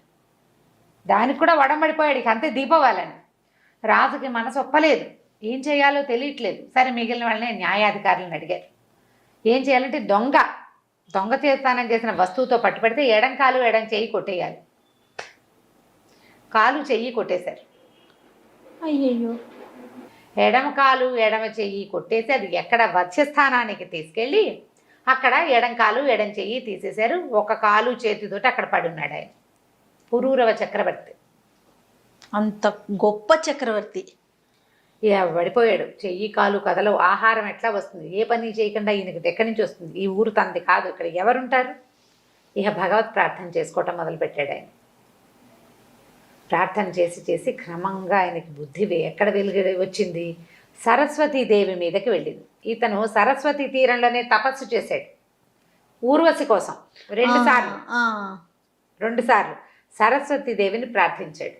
ఆవిడ ప్రత్యక్షమైంది. ఎట్లా వచ్చిందంటే, ముక్కు లేని ఆడదానిగా వచ్చింది. ముక్కు లేదు సరస్వతికి. ముక్కు కోయబడిన స్త్రీలాగా కనపడింది. ఒక పాత గుడ్డ కట్టుకుని, ఓ నిమ్మకాయ, ఓ నూనె గిన్నె, ఓ చిన్న తెల్లటి గుడ్డ పుచ్చుకుని, ఒక పాత వాడిన చీరతోటి ముక్కు లేని ఒక స్త్రీలాగా కనిపిస్తే ఎవరో అనుకోవాలి. కానీ ఈయన గుర్తుపట్టాడు ఈవిడ సరస్వతిని. అమ్మ వచ్చావా జగజన్ని, నన్ను కరుణించడానికి అన్నాడు. అనేసరికల్లా ఆవిడ, నువ్వు నన్ను గుర్తుపట్టావు, చూసావా నాయన, ఎంత వాడికైనా తప్పదు. నాకైనా నా కర్మానుభవం వల్ల, నేను చేయకూడని కొన్ని పనులు చేయటం వల్ల ప్రతివాడికి నన్ను దానం ఇస్తారు. ఏం చేస్తారు? ఒక కవి రాసేస్తాడు కవిత్వం, రాసేసి ఎవడికో ఈ కృతికర్త ఈ కృతిని ఈ కావ్యకని నేను ఎవడికో దానం చేస్తా. ఆ దౌర్భాగ్యుడి హస్తస్పర్శ వల్ల నా ముక్కు ఊడిపోయిందిరా నాయన. ఈ ముక్కిడిగా నీకు కనపడ్డా నువ్వు గుర్తుపట్టావు, నీ తాలూకు భాగ్యవశమే ఇది. సహించుకుని ఉంటున్నావు, సహించుకుని ఉండాలి. అమ్మ ఈ పరిస్థితి మారుతున్నాడు, తప్పకుండా మారుతుంది, మారక తప్పదు. ఈ కొద్ది నాళ్ళు ఇలాగే ఓపికగా ఉండు. ఓపికగా ఉంటే నీ కాళ్ళు చేతులు నీకు వస్తాయి, నీ భార్య సజీవురాలుగానే ఉంది, నీ కుమారుడు నీ దగ్గర చేస్తాడు. ఇదే కాదు, నీ రాజ్యం కూడా నీకు వస్తుంది. నీకు కావాల్సిందల్లా ఓపిక, సహనం. శనిని భరించటానికి ఓపిక కావాలి. సరే, ఆవిడ ఏం చేసింది, అమృత ఆహారం తీసుకొచ్చి ఈయనకి ఆహారం, ఆయన నూనెను నిమ్మకాయ తెచ్చింది కదా, ఈయన గాయాలు 2 చెయ్యి కాలు లేవుగా, ఆ 2 చోట్ల కాస్త నూనె రాసి కట్టుకట్టి అక్కడి నుంచి ఈయనకి ఆహారం తెచ్చిపెట్టింది. ఆహారం పట్టుకొచ్చింది. అది తిని బతికున్నాడు అనమాట. ఆయన అక్కడే వచ్చే స్థానంలో నడిచి వెళ్ళలేడు, ఓకాలే కదా ఉంది, ఎట్లా నడిచి వెళ్తాడు, అక్కడే ఉండిపోయాడు. అయితే ఆ రోజుల్లో ఆ రాజ్యంలో పరదేశి కావలి శెట్టి అని ఒక శెట్టి గారు ఉండేవాడు. పరదేశి కావలి ఆయన పేరు. అయితే ఈ పరదేశి కావలి ఎప్పుడో వ్యాపారానికి పంపించిన ఒక నావ మునిగిపోయింది, దొరకలేదట. దొరక్కపోయేసరికి ఇక ఆశలు వదిలేసుకున్నాడు ఆయన. సరిగ్గా ఈ వచ్చేస్థానంలో ఈ వ్యవహారం అంతా జరుగుతున్న కాలంలోనే ఆ నావ దొరికింది. ఆ పడవ దాని తాలూకు ఆనుపాన్లు తెలిసినాయి. నా పడవ తీరానికి వచ్చేసింది. కొన్ని కోట్ల రూపాయలు ఉన్నాయట అందులో. దాంతో ఈ పడవ దొరికేసరికల్లా ఆయన చాలా సంతోషించి అందరికీ దాన ధర్మాలు చేస్తున్నట్టు. దాన ధర్మాలు చేస్తూ ఊళ్ళోకి వచ్చాడు. ఊళ్ళోకి వచ్చేసరికల్లా అక్కడ ఏమన్నారు, కొంతమంది సైనికులు వాళ్ళు వీళ్ళు, మీరు ఇంతకు బీదా బిక్కికి దానం దానాలు ధర్మాలు ఎవరికి చేస్తారు, సాధారణంగా బీదా బిక్కికి దానాలు. బ్రాహ్మణ దానం ఒకటి విశేషమైన దానం, ఆ కాలంలో అదే పద్ధతి. అయితే ఇది వజ్రస్థానంలో మొన్న ఒక ఆయన దొంగతనం చేశాడని చెయ్యి కాలు కొట్టేశారు ఒకడున్నాడు, అతనికి ఏదైనా ఇవ్వండి అన్నారు. అనేసరికల్లా సరే ఏదో ఆహార పదార్థం ఇస్తామని వచ్చాడు. వచ్చి చూసేసరికల్లా ఈ కాలు చెయ్యి లేకుండా అక్కడ పడున్న ఆయన చూసేసరికల్లా కరిగి నీరే ప్రవహించేశాడు ఆ పరదేశి. ఏమిటి ఈ మొహం చూస్తే ఆయనకి తెలిసిందనమాట, వీటి మనిషి కాదు, మామూలు వాడు కాదు, సామాన్య మానవుడు, దొంగ 100% కాదు, ఏదో ప్రత్యేకత ఉంది ఈయనలో. ఈయనలో ఉన్న ఆ ప్రత్యేకత ఏమిటో బుద్ధికి ఎక్కడో తగులుతోంది, నోటికి అందటల్లా అది మనసుకు తెలుస్తోంది. ఈయన మామూలు వాడు కాదు, ఈయన గ్రేట్ పర్సనాలిటీ అనేది అర్థమవుతుంది. ఏమిటో తెలీదు, కానీ ఒక ఆకర్షితుడైపోయాడు. ఆకర్షితుడైపోయి దగ్గరకు వచ్చాడు. అయ్యా ఏమిటండి మీ పరిస్థితి ఏంటంటే, కర్మాన్ భవన్ అయినా ఇట్లా అయింది, అదే మాట్లాడుకున్నారు. ఇంతలో సరస్వతీదేవి వచ్చింది ఆహారం పట్టుకుని. ఓహో, ఆవిడ రోజు వచ్చి 3 పూట్ల ఇతన్ని పోషించింది సరస్వతీదేవి. ప్రతిరోజు ఇలా ముక్కిడిగానే వచ్చేది, ఆ ముక్కు లేని స్త్రీగానే వచ్చేది ఆవిడ. 3 రోజులు 3 పూటల అమృతాహారం తెచ్చిచ్చింది అతనికి. మరి ఆయన చేసుకున్న తపస్సు, సరస్వతి తీరంలో చేసిన తపస్సు ఇట్లా ఫలించింది చూడండి. అదే మరి అతని ఫలితం ఏదో ఒకటి లభించాలి కదా. అందుకని ఎప్పుడు చేసిన పూజ అయినా మనకు అవసరమైన కాలంలో ఏదో రకంగా ఫలిస్తుంది. అదేగా ఎప్పుడు చెప్పుకుంటాం మనం. ఇక ఈ పరదేశి కావాలి ఈవిని గుర్తుపెట్టాడు. ఈవిడ మనిషి కాదనిపిస్తోంది అతనికి. మామూలుగా మనకి దేవతలకి చుట్టూతా ఆరా ఉంటుంది, ఒక కాంతి వలయం ఉంటుంది. ఈ మురికిగా ముక్కు లేకుండా వికృత రూపంలో కనపడుతున్న స్త్రీ చుట్టూతా ఉన్న ఒక కాంతి వలయం అతని బుద్ధికి తగిలింది. మరి రాజును ఎట్లా గుర్తుపెట్టాడు? వజ్రస్థానాన్ని తీసుకెళ్ళి ఎవరో కొంతమంది చెయ్యి కాలు కొట్టేశారు. కొట్టేసిన వాడికి వీడు పెద్ద గొప్పవాడేమోనని అనిపించలే, వాళ్ళకి తెలియలా. ఇతను తెలిసింది, ఒక్కొక్కటి తెలుసుకోగలుగుతాడు. ఇతను ఆశ్చర్యపోయి, అయ్యా ఈవిడ ఎవరు, అమ్మవారి స్వరూపంలాగా కనపడుతోంది నాకు, ఏదో కాంతి ఉంది ఈమెలో, ఒక ప్రత్యేకమైన దైవికమైన అంశని గుర్తుపెట్టాడు అతను. పదే అడిగాడు. అడిగేసరికల్లా ఆవిడ తన స్వరూపంతో కనపడింది, నిజ స్వరూపం. పరమానంద భరితుడైపోయాడు. పరమానంద భరితుడైపోయి, అమ్మ ఈయన కోసం తెచ్చిన ఆహారం నాకు కూడా పెట్టవా అని అడిగాడు. ఆయనకు అన్నం పెట్టి ఈయన కూడా ఒక ముద్ద పెట్టింది. ఆ సరస్వతీదేవి పెట్టిన ఆ ముద్ద తిని ఆ పరదేశి కావాలి రోజు వచ్చి స్థానంలోనే కూర్చునేవాడు ఈయన కోసం. ఆయనతో కబుర్లు చెప్పడానికి, ఆయన్ని దేఖభాల్ చేయడానికి అనమాట, బాగా చూసుకోవడం కోసం ప్రతిరోజు వచ్చేసేవాడు. కొంతకాలం తర్వాత ఈయనకి బాగా గాయాలన్నీ మానిపోయిన తర్వాత ఏమన్నాడు, మా ఇంటికి వెళ్ళిపోదాం అని చెప్పి బంగారు పల్లకి తెప్పించి ఈయన అందులో కూర్చోబెట్టుకుని నీ పురూరవణ్ణి తీసుకుపోయాడు ఇంటికి. తీసుకెళ్ళిపోయి తన ఇంట్లోనే ఉంచుకోవటం మొదలుపెట్టాడు. సరే, ఈయనకి ఒక చెయ్యి లేదు, ఒక చెయ్యి ఇక్కడ దాకా లేదు కదా, మొండి చెయ్యి ముందు భాగం లేదు, పట్టుకునేది అవకాశం లేదు, కానీ కొద్దిగా ఉంది. ఈయన ఏం చేసేవాడు, ఇక్కడ కూర్చుని రోజు ఏముంది, ఇప్పుడు వీళ్ళ ఇంట్లో ఉంటున్నాడు. పరదేశి కావాలి చాలా పెద్ద బిల్డింగు, పెద్ద తోట, హాయిగా సంగీత సాధనాలు అన్నీ ఉండేవి, పుస్తకాలు అవి చదివి వినిపించడానికి మనుషులు. ఆయన బాగా కోటీశ్వరుడు కదా, ఈయన సంగీతం పాడతాడు బ్రహ్మాండంగా. సరే, వీణలు అవి ఇవి సాధనాలు ఉన్నాయి. ఉంటే ఈయన ఏం చేసేవాడు, వీణ వాయించుకుంటూ ఉండేవాడు. ఒక చెయ్యి ఖాళీగా ఉంది, ఎడం చెయ్యి కదా నరికేశారు, కుడి చెయ్యి బాగానే ఉంది కదా, ఈ కుడి చేత్తో వీణ పెట్టేవాడు, ఈ మొండి చేత్తోటే తీగలు సవరించుకునేవాడు. అయితే ఈ రాజుగారికి ఒక కూతురుంది పుష్పాంజలి అని. ఓహో. ఆ పిల్ల మహా గొప్పగా సంగీతం పాడుతుంది. మామూలు వీణ కాదు, బ్రహ్మాండంగా వాయిస్తుంది, చాలా బాగా పాడుతుంది. ఆ అమ్మాయికి ఏమిటంటే తనని సంగీతంలో జయించేవాడిని పెళ్లి చేసుకోవాలని కోరిక. అయితే ఒకరోజు వ్యాహ్యాళికని ఒక ఉద్యానవనంలోకి వచ్చి వీణ తెప్పించుకుని అక్కడ పాట పాడుతుంటే అదే సమయానికి ఈ పరదేశి కావలి గారి తోటలోంచి వినపడుతున్న సంగీతం విన్నది. అదేం సంగీతం, అదేం వీణ, అదేం కంఠం. ఆయన పాట కూడా పాడుకునేవాడు. మరి తోచాలిగా, ఆ పాట మీద మనసు పారేసుకుంది. ఎవరు ఏమిటి కనుక్కోమంది.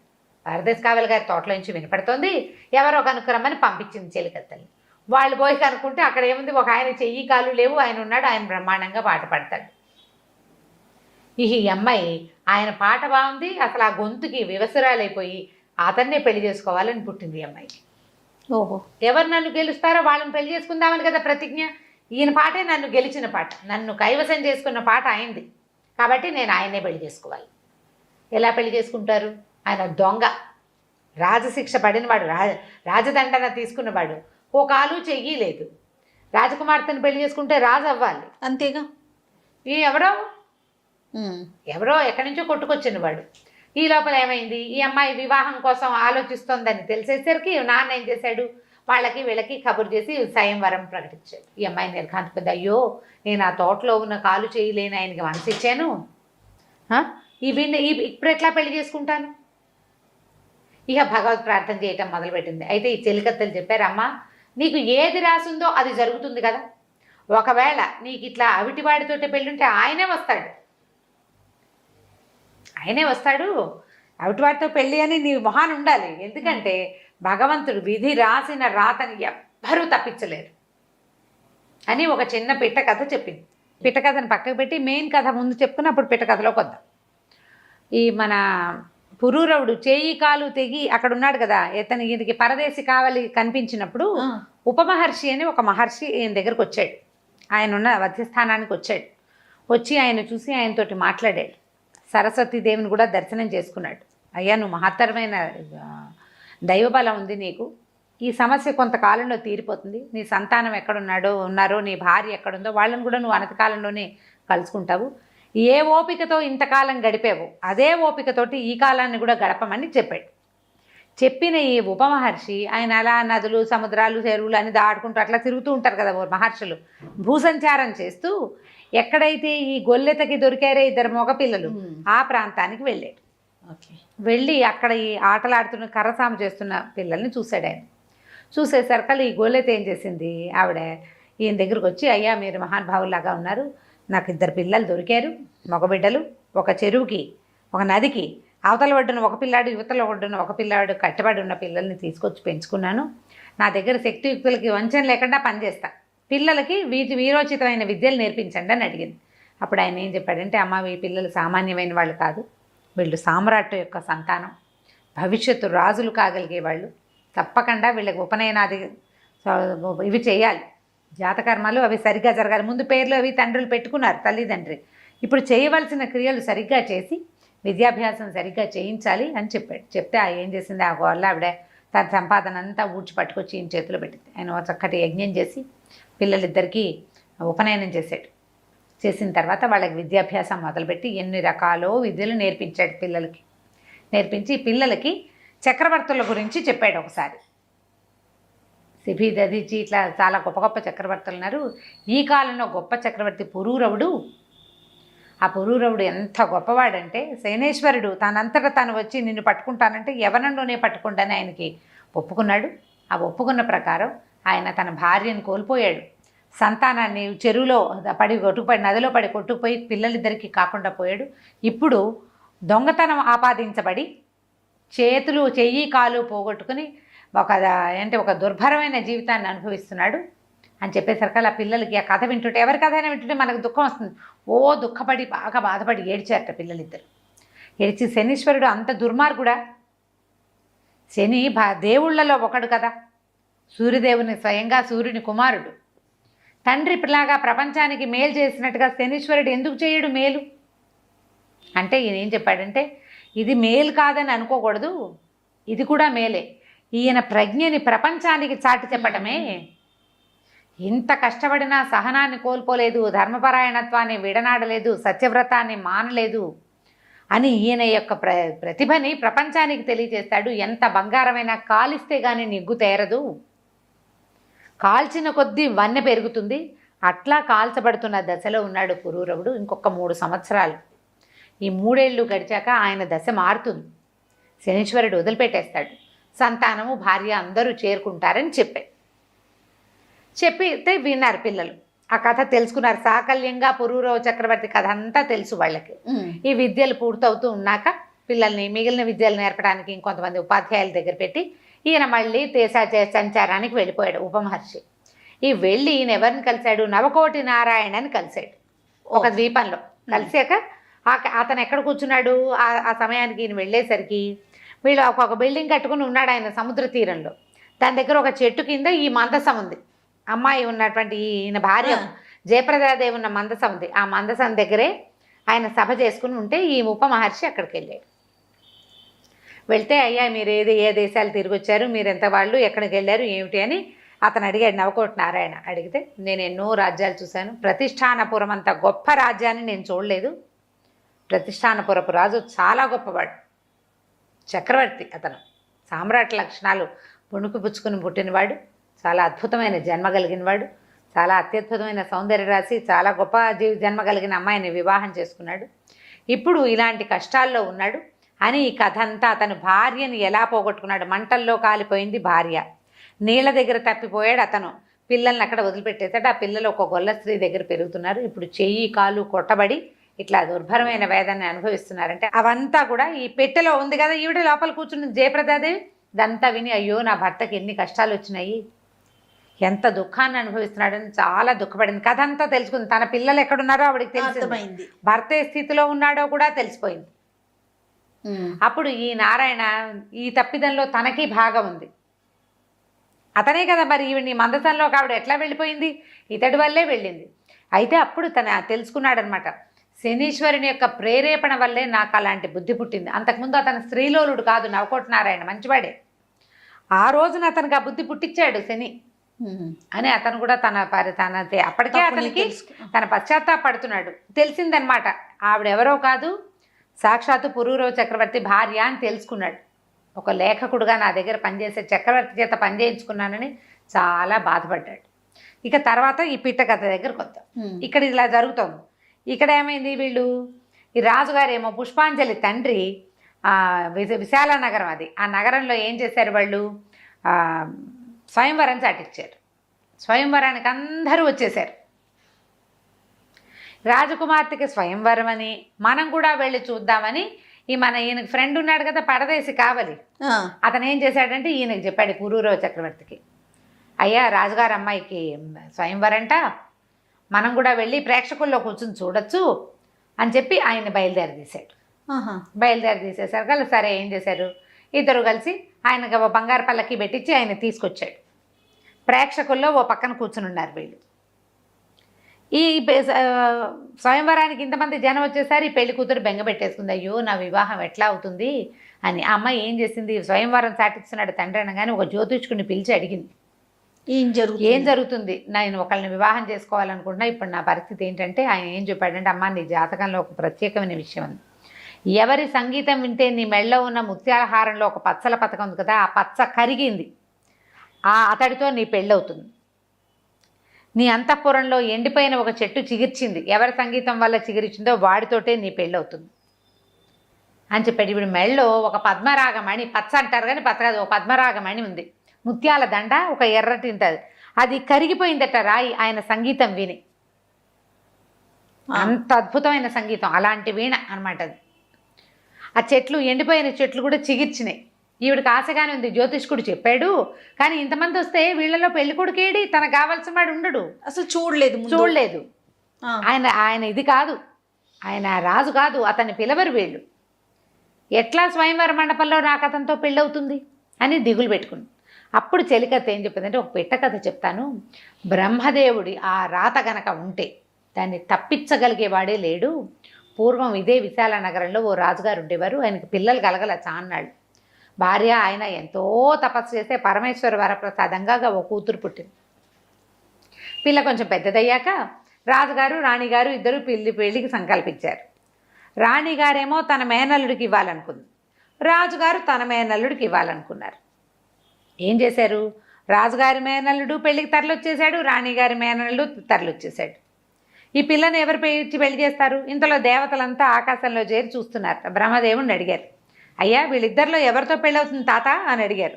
తాత ఏం చెప్పాడంటే, వీళ్ళిద్దరితోటి అవదరా, వీడికి ఈ పిల్లకి హిమాలయాల్లో ఒక కుష్ఠరోగి ఉన్నాడు, వాడితో పెళ్ళవుతుంది అన్నాడు. అనేసరికి ఇదేమిటి, పెళ్లి కొడుకులు ఇద్దరు సిద్ధంగా ఉంటే వాడెవరితోటో పెళ్ళవుతుందంటాడు తాత. ఈ రాచకన్యకి కుష్టివాడితో పెళ్ళేమిటి, పైగా వీళ్ళు ఉన్నది ఎక్కడ, హిమాలయాలు ఎక్కడ ఉన్నాయి, ఇక్కడి నుంచి అక్కడికి ఎట్లా వెళ్తుంది, పోనీ వాడెట్లా వస్తాడు, కుష్టి వ్యాధి అంటే వాడు నడవలేడు తిరగలేడు, సభ్య సమాజంలోకి వచ్చేవాళ్ళు కాదు, తాత భలే చేస్తున్నాడు అని అనుకుని, సరే ఏం చేశారు, ఈ కుష్టి వ్యాధిగ్రస్తుడు ఒకడు ఉన్నాడు కదా హిమాలయాల్లో ఉన్నాడు, వాడిని అక్కడి నుంచి తీసుకెళ్ళి గరుకుమంతుడికి చెప్పారట. గరుడా, తాత మన విధాత ఒక రాత రాశానన్నాడు, నా రాత తప్పదన్నాడు, రాత తప్పిద్దాం మనం, నువ్వు సహాయం చెయ్యి, ఈ కుష్టి వ్యాధిగ్రస్తుని తీసుకెళ్ళి హిమాలయాల నుంచి వింధ్య పర్వతాల దగ్గర పడేసి అని చెప్పారు. చెప్పేసరికి ఆయన ఏం చేశాడు, గరుకుమంతుడు వచ్చి ఈ కుష్టి వ్యాధి వాడిని తీసిపోయి వింధ్య పర్వతాల్లో పడేశాడు. పడేసరికి ఆయన నిర్ఘాంతపోయాడు, అయ్యా నువ్వేమిటి భగవంతుడికి వాహనానివి, సడన్గా నాకు వాహనాన్ని అయ్యావు, తిండి తిప్పలు నేనేం చేయను, అక్కడ నాకు అన్ని అవసరాలకు సరిపడా ఉన్నాయి, ఇక్కడ తెచ్చి పడేసావంటే, సరే నువ్వు కంగారు పడకు, దేవతల ఆజ్ఞ చొప్పున పడేసా, నీ మీద నాకేం శత్రుత్వం లేదు, నువ్వు నాకు ఆహారానివి కాదు, నీకు తిండే కదా అది నేను తెచ్చి పెడతా అన్నాడు. సరే ఇంతలో ఏమైంది, ఇక్కడ ఈ రాజకన్య దగ్గర రాజుగారి మేనల్లుడు పెళ్ళికి తరలిచ్చేసాడు, రాణిగారి మేనల్లుడు కూడా వచ్చాడు. రాణిగారి ఏం చేసింది, రాణిగారు పోసే అమ్మాయి, ఓ మీ నాన్న నాకు ఇష్టం లేని సంబంధాన్ని కుదిర్చాడు, నువ్వు ఓ పని చెయ్యి అని ఓ పెట్టే, అందులో ఆహార పదార్థాలన్నీ నింపింది, ఆహార పదార్థాలు పెట్టే, నువ్వు కూర్చోవడానికి స్థలం ఉంది, ఇందులో కూర్చున్నాక నువ్వు నిన్ను వేరే చోటకి పంపిస్తా, తలుపు తీయగానే కనపడ్డవాడికి తండేసే వాడే నీ మొగుడని చెప్పింది. చెప్పేసరికి సరే ఈ సామాన్లు మోసుకెళ్తున్నారు. ఈ గరుకుమంతుడు వీడికి ఆహారం తెద్దామని ఆయన వస్తున్నాడు. వస్తూ ఉంటే ఈ సామాన్లన్నీ పెళ్లి వాళ్ళకి పంపిస్తున్న సామాన్లలో ఈ ఆహారపు పెట్టెలు కనపడేసరికి గుమగుమలాడుతున్న పెట్టె అని కాళ్ళతందుని ఇరికించుకుని పట్టుకొచ్చేసాడు గరుకుమంతుడు. తెచ్చి ఈ కుష్టి వ్యాధిగ్రస్తుడిని వింధ్య పర్వతాల్లో పెట్టాడుగా, తీసుకెళ్ళి అక్కడ పడేశాడు. ఒరే నీకు ఆహారం తినరా నాయన అని. ఆయన ఏం చేశాడు, కుష్టి వ్యాధిగ్రస్తుడు పెట్టి తెరిచాడు. తెరిస్తే అటు ఇటు లడ్డూలు అవి ఇవి పెట్టినాయి, వాటి మధ్యలో చక్క కూర్చుని ఉంది, ఇట్లా గడకించి పెట్టుకుని. ఇది లేచింది, ఈయన చూడగానే దండ వాళ్ళ అమ్మ ఇచ్చి పంపించింది, దండెత్తి ఆయన వాళ్ళు వేసి, ఇదేమిటమ్మా నాకు దండేసి ఉంటే నాకు తెలీదు, మా అమ్మ ఎవరు పెట్టి తీస్తారో వాడే నా మొగుడంది, నువ్వే నా మొగుడివి, నువ్వే నాకు దేవుడిచ్చిన భర్తవని. ఈయన కుష్టి వ్యాధి ఎక్కడో వింధ్య పర్వతాల్లో ఉన్నాడు, దీన్ని దిక్కు దివాణం లేదా పిల్లకి, ఆ ఉన్న ఆహార పదార్థాలు తింటూ వాళ్ళిద్దరు అక్కడే ఉన్నారు కలిసి. ఎక్కడ హిమాలయాలు ఎక్కడ వింధ్య పర్వతాలు. పెళ్ళైపోయింది, వివాహం అయిపోయింది, గాంధర్వ వివాహం. భార్య ఇద్దరు మగ ఆడ ఒక చోట ఉండి మెళ్ళో దండేస్తే పెళ్ళైపోయినట్టే. పాతవరం ఇప్పట్లాగా ఖర్చులు లేవు జయ, హ్యాపీగా గారు అక్క దండేసి పారేస్తే పెళ్ళి అయిపోతుంది హ్యాపీగా. సరే ఇవాళ అక్కడ ఉండిపోయారు. తీరా చూస్తే రాజకుమార్తె కనపడలేదు. ఆ పెళ్లి కొడుకు ఈ పెళ్లి కొడుకు పొట్టాడుకున్నారు, అమ్మా నాన్న పొట్టాడుకున్నారు, పిల్ల ఏమైపోయిందో తెలియదు. ఈ లోపల దేవతలందు అందరూ బ్రహ్మదేవుడి దగ్గరికి వెళ్ళారు. తాత నువ్వేదో పెళ్ళి అంటివే, ఈ పిల్లకి మేనల్తో పెళ్ళి, ఎక్కడైందిరా పెళ్ళి, నేను చెప్పిన వాడితోటే అయిందన్నాడు. తీరా చూస్తే ఏముంది, హిమాలయాల్లో ఉండాల్సిన కుష్టి వ్యాధిగ్రస్తుడు పోయి వింధ్య పర్వతాల్లో కూర్చోబెడితే ఈ పెళ్లి కూతురు పని వాళ్ళ పోయి అక్కడికి వెళ్ళి పెళ్లి తీసుకుంది. బ్రహ్మ రాత ఉంటే అట్లా అవుతుంది. అడవిలో ఉసిరికాయ, సముద్రంలో ఉప్పు కలుస్తాయి. ఎక్కడ వాళ్ళు ఎవరినో పెళ్లి చేసుకుంటారు, వాళ్ళు ఊహిస్తాం అంతే అంతే. పెళ్ళిళ్ళు స్వర్గంలో జరుగుతాయంటారు. ఒకవేళ మంచి పిల్లని దుర్మార్గుడైన వాడికి ఎందుకు పెళ్ళి అవుతుందండి, వాడు వెధవా, వాడికి ఇచ్చి ఎలా పెళ్లి చేస్తారు, అవుతాయి పెళ్ళిళ్ళు. దుర్మార్గుడైన వాడే దాని మొహాన రాసుంటే నువ్వు నేను తప్పించలేమే. నువ్వు చూడు జయ, మనం ఇలాంటి మాటలు అంటే జనాలు కష్టంతో వస్తుంది, కానీ నాకు కూడా కష్టమే ఈ మాట మాట్లాడడం, నాకు ఇష్టం లేదు, కానీ ఒకటి చెప్పాలనే అనిపిస్తుంది. ఈ భర్తతో అస్సలు పడక ఎంతో హింసపడి డివోర్స్ తీసుకుంటారు చాలామంది. పెళ్ళంతో కూడా ఇది పనికిరాదని దాన్ని వదిలించుకుంటారు, చంపేసే వాళ్ళు కూడా ఉన్నారు. మళ్ళీ పెళ్లి చేసుకుంటారా? ఈసారి స్వర్గతుల్యంగా ఉన్న జీవితాల వాళ్ళు కనపడతారా జయ? మనకి చాలా తక్కువ కనిపిస్తారు అమ్మగారు. వీళ్ళ ప్రయత్నం లేకుండానే పెళ్ళిళ్ళు ఫెయిల్ అయిపోతాయి పాపం. వీళ్ళు ఏం చేయకుండానే ఇంకా ఏం చేయలేరు. వాళ్ళైతే పర్వాలేదు, కానీ వీడు నాకు కుదరడు, ఇలా ఉంటే నాకు కుదరదు అంటే ఇంతకంటే అధ్వానమైన పెళ్లి సంబంధాలు వస్తాయి తర్వాత. అవును, చెప్పలేకపోతాం. వాళ్ళ మొహానే రెండో పెళ్ళి ఉందనుకో, ఇక మనం చేయగలిగేది అంతే కదా. అది కూడా వాళ్ళ మొహాన రాసున్నదే కదా. అనుభవించాలని ఉంటే మొదటి మొగుడైనా రెండో మొగుడైనా 36వ మొగుడైనా చేసేదేం లేదు. అంతే, అలాగే గోలే తప్పదు ఇంకా. సరే, ఇది చెప్పింది చెలికత్తె, ఈ కథ విను, ఇట్లా జరిగింది కాబట్టి నీ పెళ్ళి తప్పకుండా నువ్వు అనుకున్న వాడితోటే అవుతుంది. ఈ అమ్మాయికి ఆ పద్మరాగమణి కరిగిపోయిందే ఉంది మనసులో. ఇంతలో దేవతలంతా చేరారు ఈ సభామంటపం పైన. తాత, ఇతనికి ఎవరితో వివాహం ఉందంటే వీళ్ళెవరు కాదు, చెయ్యి కాలు లేనిటువంటి ఒక వికలాంగుడితో ఈ పిల్ల పెళ్ళి అవ్వబోతోందని చెప్పాడు ఆయన. ఈ రాజుల్లో ఎవరో ఒకడు ఆమెను పెళ్లి చేసుకోలేడు. ఈ పిల్ల ఏం చేస్తుందో ఇదంతా కలయి తిరుగుతోంది, స్వయంవర మండపం అంతా వెతుక్కుంటోంది. ఎక్కడున్నాడా మన వీణ వాయించే అయినా అని. ఎక్కడ లేరు. వెతుకుతుంటే దేవతలు అడుగుతున్నారు, ఈ పిల్ల తిరుగుతోంది, ఎవరిని వరిస్తుంది అని. వీళ్ళెవరిని వరించదు, వికలాంగుడిని వరిస్తుంది. ఈ పిల్ల జాతకం వాడితోటి ముడిపడి ఉందని చెప్పాడు. ఈ అమ్మాయి ఏం చేస్తుంటే ఇంకా భగవత్ ప్రార్థన చేసుకుంది. నేను గనక సర్వసద్గుణ సంపన్ననైతే మనసా వాచా కర్మణ నేను ఎవరిని వరించానో అతడికే ఈ దండ అతని మెడలోనే పడాలి, లేదా భగవత్ సంకల్పం వేరేగా ఉంటే ఈ దండ ఎవరి మెడలో పడుతుందో నేను అతన్ని వివాహం చేసుకుంటానని దండ గాల్లోకి ఎగరేస్తే ఈ సభా మండపంలో ఒక పక్కన ఈ ప్రత్యేక అతిథులు కాకుండా చూడ్డానికి వచ్చి కూర్చున్నటువంటి గుంపులో కూర్చున్న ఈ ఎడమ కాలు ఎడమ చేయి లేని పురూరవ చక్రవర్తి మెడలో పడింది వెళ్ళాదండ. ఆ అమ్మాయి సంకల్పం అదే. భగవంతుడు సహాయం చేశాడు. విధాత తలపు, దాన్ని తప్పించగలిగేవాడు లేడు. ఆయన ఏం రాస్తే అది ఆయన రాసేశాడు రాత. దీనికి కాళ్ళు చేయి లేని వాడితో పెళ్ళి అని. పోయాను వద్దా మెడలో పడింది. ప్రజలంతా హాహాకారాలు చేశారు, కొంతమంది కరతాళ ధ్వనులు చేశారు. అయ్యో అయ్యో అన్నారు. తీరా చూస్తే పెళ్లి కుమారుడు ఎవరయ్యాడు?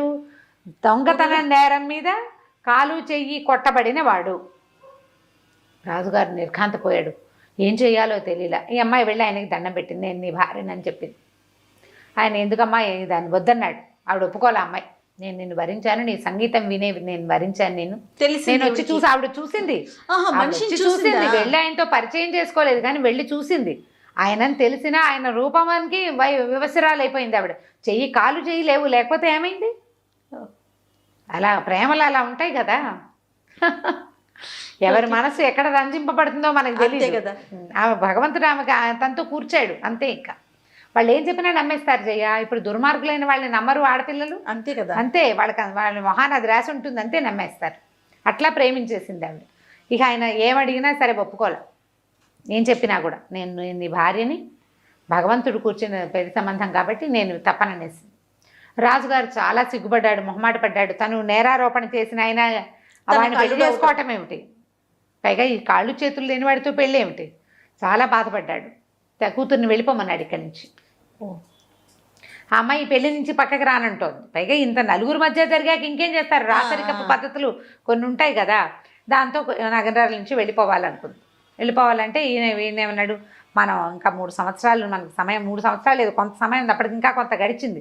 మనం ఇతని దగ్గర పరదేశి కావాలి, బిల్డింగ్లో ఉండొచ్చు, అతని భవనంలో, ఏమీ అభ్యంతరం లేదని అన్నాడు. అంటే ఆవిడ ఒప్పుకోలే. కాదు, నా తండ్రికి తలవంపులు అన్నాడు అని మన అన్నాడు. మా నాన్న నాకు తలవంపులు అన్నాడు. ఆయనకు తలవంపులు తెచ్చే పని నేను కూతురుగా చేయకూడదు. నేను వివాహితని, నా భర్త ఎక్కడుంటే నేను అక్కడ ఉండాలి. ఈ పరదేశి కావాలి, మా నగరంలో ఉండేవాడు, మా నాన్న యొక్క ఆశ్రితుడు అతను, కాబట్టి మనం ఇక్కడ ఉండకూడదు, అడవిలోకి వెళ్ళిపోదాం, మనం యొక్క ఒంటరిగానే ఉందాం. నువ్వు ఎక్కడుంటే నేను అక్కడ ఉంటాను, నువ్వు ఎక్కడుంటే అదే నాకు తోట కోట మేడ, అదే వీణా సంగీతం అనేసింది. అనేసరికల్లా ఈయన ఏం చేశాడు, కావాలి చాలా బతిమలాడాడు. ఆవిడ ఉండటానికి ఇష్టపడలా, వెళ్ళిపోవాల్సిందేనంటే ఓ బంగారు పల్లెకులో వీళ్ళని ఎక్కించి తీసుకెళ్ళి అడవిలో వదిలిపెట్టాడు. ఓహో. ఆహారం వేళ అయ్యేసరికల్లా సరస్వతీదేవి ఆహార పాత్ర పుచ్చుకొచ్చేసింది. వచ్చేసరికల్లా వీళ్ళిద్దరిని ఆశీర్వదించింది, వివాహం చేసుకుని ఈ అమ్మాయిని ఆశీర్వదించి, నాయన ఇప్పటిదాకా నువ్వు పరదేశ్ కావలి దగ్గర ఉన్నావు, ఈ నట్టడవిలో ఈ పెళ్లి కుమార్తెతోటి రాజకుమార్తెతోటి ఎట్లా ఉంటామని ఒక మహత్తరమైన హర్మ్యాన్ని నిర్మించి ఇచ్చింది. ఈ హర్మేన్లో ఉండు, నీ సమయం ఆసన్నం అయ్యేదాకా ఇందులోనే ఉండు, ఇక్కడే ఉండు, నువ్వు ఇక్కడే ఉండమని అతన్ని భార్యని ఆ బిల్డింగ్లో ఉండడానికి చెప్పి తెచ్చి ఆహారాన్ని ఇచ్చేసి ఎప్పుడు వచ్చేది ఆవిడ. ఈయనకి పూర్తిగా శనీశ్వరుడి నుంచి విముక్తి లభించేదాకా సరస్వతీదేవి ఆహారం ఇచ్చింది అతనికి. అద్భుతం కదండి. ఆయన యొక్క మరి ధర్మశీలత వల్లే అట్లా జరిగింది. ఆవిడే వచ్చేది ఈ బిల్డింగ్ని ఏర్పరిచింది. భార్యాభర్త కులాసాగా అందులో ఉండటం మొదలుపెట్టారు. అయితే ఎప్పుడైతే సరస్వతీదేవి బంగారు భవనం నిర్మించి ఇచ్చిందో ఆ తర్వాత శనీశ్వరుడు వచ్చాడట ఇక్కడికి. వచ్చి, అయ్యా నువ్వు యవనావస్థలో పట్టుకోమన్నావు, నిన్ను ఎన్ని రకాలుగా ఇబ్బంది పెట్టినా కూడా నువ్వు వదిలిపెట్టలేదు, అంటే ధర్మాన్ని విడనాడలేదు, సత్యాన్ని విడనాడలా, నన్ను దూషించలా, ఈ శని ఎప్పుడు పీడ విరగడవుతుందో అని అనలేదు, నువ్వు ప్రశాంతంగా ఉంటావు, ఇక అయిపోయింది నీ దశ, పూర్తిగా వదిలేశాను, మొత్తం అంతా అయిపోయాక నీ కాలు చెయ్యి సజావుగా వచ్చేస్తాయి, మామూలుగానే వస్తాయి, నీ కుమారులు తర్వాత నీ భార్య కూడా నేను త్వరలోనే కలుసుకుంటారు అని చెప్పి ఒప్పుకున్నారు, చెప్పేశాడనమాట. అయితే అప్పుడట ఇద్దరు గంధర్వులు విధి గొప్పదా మనసు గొప్పదా అనే విషయం మీద వాదించుకుంటున్నారు. దీనికి సరైన సమాధానం ఎవరు చెప్పగలరు అని వెతుకుతూ ఈ పురూరవ చక్రవర్తి చెప్పగలడని ఇక్కడికి వచ్చారు. వస్తే వాళ్ళు అడిగితే విధి గొప్పదా మనసు గొప్పదా? మనసుతో 100 ఊహలు చేస్తాం మనం, ఎంత చేసినా విధి విధానాన్ని అనుసరించే మన జీవితం నడుస్తుంది, కానీ మనసుతోటి అనుసరించి నడవదు. అవును, మనసుకి ఊహే ఉంది, విధించే లక్షణం అంటే శక్తి మనసుకి లేదు కదా. అప్పుడు ఈయన ఏం చెప్పాడంటే, ప్రపంచంలో ఎవ్వరు విధి విధానాన్ని నుంచి తప్పించుకోలేదు. ఎవరు తప్పించుకుంటారు? ఇప్పుడు సూర్యుడి కుమారుడైన యముడు, సూర్యుడు మహా తేజస్వంతుడైతే యముడు నల్లటివాడు ఎందుకయ్యాడు? విధి. ఆయనకి దున్నపోత ఎందుకుంది వాహనంగా? ఇది మనం చెప్పలేకపోతాం కదా. ఎవరికి ఏది జరగాలని ఉంటుందో అది ఆ రకంగా జరుగుతుంది. పురూరవ చక్రవర్తికి కాలు చెయ్యి పోవటం ఏమిటి? ఎందుకు పోయింది? విధి విధానాన్ని అనుసరించి జరుగుతాయి, విధిని మించింది లేదు. మరి మార్కండేయుడు ఈయనేమన్నాడు? అదేంటండి, మార్కండేయుడు ఉన్నాడు, ఆయనకి విధి ఏమిటి? 16 సంవత్సరాలకి మరణం, కానీ ఆయన ఏం చేశాడు? తన మనసుతోటి భగవత్ ప్రార్థన చేసి మరణాన్ని తప్పించుకున్నాడు కదా. అంటే కాదంటాడు నేను పురూరవుడు. అది కాదు, మార్కండేయుడికి బతకగలిగే విధి ఉన్నది కాబట్టే అతనికి భగవంతుడి మీదకి మనసు వెళ్ళింది. ఎంత ప్రయత్నించినా మనం విధికి ఎదురొడ్డలేము. విధికి ఎదురొడ్డి చేయాలి అంటే ప్రచండమైన దైవబలం కావాలి. అది మనసుకి కాదు, దైవబలం ఉన్నవాడికే మనసుకి బలం వస్తుంది. మార్కండేయుడు జీవించి ఉండాలని అతని తల్లిదండ్రులకి దీర్ఘాయుష్మంతుడైన కుమారుడు ఉన్నాడు. మార్కండేయుడి యొక్క జీవుడికే దీర్ఘాయుష్మంతుడిగా ఉండే లక్షణం ఉంది. ఇట్లాంటి ఒక మారకం ఉన్నప్పటికీ ఆయన పరమేశ్వరుని ఆశ్రయించి దాన్ని తప్పించుకున్నాడు. చెప్తే వాళ్ళు చాలా సంతోషించారు. చాలా బ్రహ్మాండంగా చెప్పావని ఎంతో ప్రైజ్ చేశారు. ఆ సమయంలోనే శనేశ్వరుడు వచ్చి ఈయనకి కాళ్ళు చేతులు ఇచ్చేశాడు. బ్రహ్మ విష్ణు మహేశ్వరులు ముగ్గురు ప్రత్యక్షమయ్యారట. ఈయనకి అన్ని శుభ లక్షణాలని ఇచ్చారు. ఇతనిని చూస్తే చాలు జబ్బులు తగ్గిపోయేలాంటి లక్షణాన్ని కూడా ఈయనకి ఇచ్చారు. ఎందుకంటే ఇలాంటి శనీశ్వరుడికి ఎదురొడ్డి ఇన్ని సంవత్సరాలు 7 సంవత్సరాల సుదీర్ఘ కాలాన్ని అట్లా మాట అనకుండా ఈ వచ్చిన శని బాధని అతను బిగబట్టుకుని పూర్తి చేసినందుకు ఆయనకు అట్లాంటి వరం ఇచ్చి వాళ్ళు ముగ్గురు మాయమైపోయారు. అయితే ఆ రోజు సాయంకాలం సరస్వతీదేవి ఆహారాన్ని తీసుకొచ్చింది. రోజు వస్తుంది కదా ఆవిడ, తీసుకొచ్చి ఈవిడ వెళ్ళిపోతుంటే చుట్టుపక్కల వాళ్ళు ఎవరో అడిగారు. ఆ గ్రామాలు అంటే అడవి దాటి వెళ్తూ ఉంటే అడిగారు. అడవిలోకి వచ్చిన వాళ్ళు కొంతమంది, అమ్మ ఎవరివి నువ్వు, ఎక్కడికి వెళ్తున్నావు? రోజు వస్తున్నావు, నువ్వు ఆహారం పట్టుకొచ్చి వెళ్తున్నావు, నిన్నెప్పుడు మేము చూడలేదు, పైగా ఇది వరకు లేదు ఈ అడవిలో ఈ బంగారు భవంతి. ఈ బంగారు భవంతి ఎవరిది? ఎవరికి కోసం నువ్వు వచ్చి వెళ్తున్నావు ఇక్కడికి అని అడిగేసరికి ఆవిడ ఏమందంటే, ఈ భవనంలో ఉన్నవాడు చాలా గొప్ప వ్యక్తి, అతన్ని చూస్తేనే గుడ్డివాళ్ళకి కళ్ళు వస్తాయి, జబ్బు చేసిన వాడికి జబ్బు తగ్గిపోతుంది, డబ్బు లేని వాడికి డబ్బు వస్తుంది, అతని దర్శనమే చాలా గొప్పది, కావాలంటే వెళ్ళి దర్శించుకోండి అని చెప్పి వెళ్ళేసరికల్లా ఈ ఊళ్ళో నుంచి ఎవరి ఊరి నుంచి, ఇది మామగారి ఊరు విశాలానగరం నుంచి ఒక్కొక్కళ్ళు అనారోగ్యస్తులు, మూసలి వాళ్ళు, ఓపిక లేని వాళ్ళందరూ వచ్చి ఈయన్ని దర్శనం చేయటం మొదలుపెట్టారు. పుష్పాంజలి కూడా తన భర్త యొక్క గొప్పతనాన్ని అంతా స్వయంగా దగ్గర నుంచి తెలుసుకుంది కదా, ఆయనతో హాయిగా ఆనందాలు అనుభవిస్తూ ఆయనతో పాటే ఉంది. ఈ ప్రజలంతా ఇలా వెళ్ళి ఆరోగ్యవంతులు అవుతున్నారు. రాజుగారు తెలుసుకుంటున్నాడు. ఏమన్నాడు భార్యతోటి, మన అమ్మాయి కూడా కాలు చెయ్యి లేని వాడిని పెళ్లి చేసుకుంది, ఎక్కడుందో మన పిల్లకు కూడా మేలు జరుగుతుందేమో, మనం కూడా వెళ్ళి చూసొద్దామన్నాడు. కాకపోతే ఈ ఎవరినో రాజుగారు వెళ్ళి స్వయంగా చూడడం అంత గొప్పగా ఉండదు. అందుకని ఏమనుకున్నారంటే మృగయా వినోదం కోసం వెళ్దాం అడవిలోకి, ఏదో కాకతాళీయంగా వచ్చినట్టుగా చేద్దామని అనుకున్నారు. అనుకున్న తర్వాత సరే ఈయన ఏం చేశాడు, భార్య భర్త ఇద్దరు కలిసి కొంత పరివారంతో అడవిలోకి వెళ్ళారు, ఏదో వేటాడారు. తర్వాత ఈ భవంతి దగ్గరకు వచ్చారు. వస్తే ఆయన వీళ్ళు చూస్తున్నారు బయటుండి. ఒక కుంటిగా నడుస్తున్నవాడు ఒకడు లోపలికి వెళ్ళి మామూలుగా నడుచుకుంటూ వచ్చేస్తున్నాడు. జనాలు విషాదంగా ముఖాలతో లోపలికి వెళ్ళిన వాళ్ళంతా సంతోషంతో బయటకు వస్తున్నారు. ఇక్కడ చాలా విశేషం ఏదో ఉందని లోపలికి వెళ్ళారు వీళ్ళు కూడా. పురూరవుని వాళ్ళు గుర్తుపట్ల. వాళ్ళు చూసిన మనిషి ఎవరు, సామాన్యమైన బట్టలతోటి, ఓ కాలు చెయ్యి లేనివాడు, అవును, నగలు అలంకారాలు లేనివాడిని చూశారు వాళ్ళు. ఆయనకు వెళ్ళి నమస్కారం చేసి, అయ్యా ఈ దేశాన్ని వెళ్ళే రాజుని నేను, మరి మా అమ్మాయి కొంతకాలం క్రితం ఒక చోరుడుగాని ముద్రపడిన, కాలు చెయ్యి నా చేతే శిక్ష విధింపబడి శిక్షను అనుభవిస్తున్న ఒక వ్యక్తిని పెళ్లి చేసుకుంది. నా కూతురు ఏమైపోయిందో, అతను ఎక్కడికి వెళ్ళిపోయాడో నాకు తెలియదు. దయచేసి మీరు నా అనుపానులు తెలియజేసి నా పిల్లని రక్షించండి అని అడిగే సరకాల పక్కపక్క నవ్వెట్టాయన పురూరవుడు. నవ్వే సరకాల పుష్పాంజలి దేవి లోపల నుంచి బయటకు వచ్చింది. తల్లిదండ్రిని చూసి దండం పెట్టింది. అయ్యా నాన్న, మీరు నేను మీ కూతుర్ని ఎలాగైతే మీరు నన్ను వెనక్కి పంపించేశారు, ఏమనుకున్నారు, ఒక కాలు చెయ్యి లేదు చోరుడు అనుకున్నారు. మీరు ఆ చోరుడి దగ్గరికే వచ్చారు. ఈ మీరు చోరుడు అనుకుంటున్న మీ అల్లుడు సామాన్యుడు కాదు. ఇతని దర్శనంతో సర్వపాపాలు నశిస్తాయి. శనీశ్వరుడు ఈయనకి వరం ఇచ్చాడు. నీ కథను విన్నవాళ్ళు, నీ విషయం తెలుసుకున్న వాళ్ళకి నా బాధలు తక్కువగా ఉంటాయి. అదృష్టవంతులైన వాడికి నేను అసలు పట్టనన్నాడు. పైగా ఏకమండలం 56 రాజ్యాల రాజులందరూ కూడా కప్పాలు కట్టేటువంటి గొప్ప సార్వభౌముడు ఈయనని పరిచయం చేసి ఆయన వాళ్ళు నిర్కాంతపోయారు. పురూరవుడు తెలుసు వాళ్ళకి, ఆయనే ఈయన తెలియదు. ఇక మహా ఆనందంతో ఇక పొంగిపోయారు. వీళ్ళు అక్కడ ఉండగానే సరస్వతీదేవి కూడా వచ్చింది. ఆవిడని చూసి మరీ ఆనందంతో పొంగిపోయారు. ఎంత అత్యద్భుతమైన సంగతి. అయితే ఇప్పుడు ఏం చెప్పిందంటే, నీ కుమారులు నీ భార్య కూడా త్వరలోనే దగ్గరకు వచ్చేస్తారు నీకని చెప్పింది. ఈ సంగతి తెలుసుకున్నాడు. ఇతని స్నేహితుడు ఉన్నాడు, పరదేశి కావలి, అతను కూడా పరిగెత్తుకుంటూ వచ్చాడు. వీళ్ళే వాళ్ళు అని తెలిసి ఈయన్ని కావలించుకున్నాడు. చాలా సంతోషించి ఈ పరదేశి కావలి చాలా కోటీశ్వరుడు కదా అతను ఈ విశాల నగరపు రాజు, ఇవి పుష్పాంజలి తండ్రి ఇద్దరు ఆలోచించుకుని అడవంతా బాగు చేసి ఒక నగర నిర్మాణం చేయించారు. అక్కడ వీళ్ళ బంగారు భవనం కాకుండా అన్ని తోటలు దొడ్లు ఏర్పరిచారు, దారులు ఇళ్ళు వాకిళ్ళు అన్ని ఏర్పరిచారు. ఆ కావలి కూడా ఇక్కడే ఉండటం మొదలుపెట్టాడు చాలా విశేషంగా. అయితే ఇక్కడ ఒక సామ్రాజ్యం ఏర్పడింది అనమాట. ఒకనాడు ఒక సన్యాసి వేషంలో ఉన్న ఒక ఆయన వచ్చాడు. ఈయనెవరు, శుచిమంతుడు అతని పేరు. ఇతను పురూరవ చక్రవర్తి యొక్క ప్రధానమంత్రి. ఆయన ఆ రోజు ఈయన ఏం చేశాడు, భార్య పిల్లలిద్దరిని ఎత్తుకుని బయటకు వచ్చేసాడు కదా. అయితే రాజ్యాన్ని వీళ్ళు కొంత రక్షించుకున్నారు.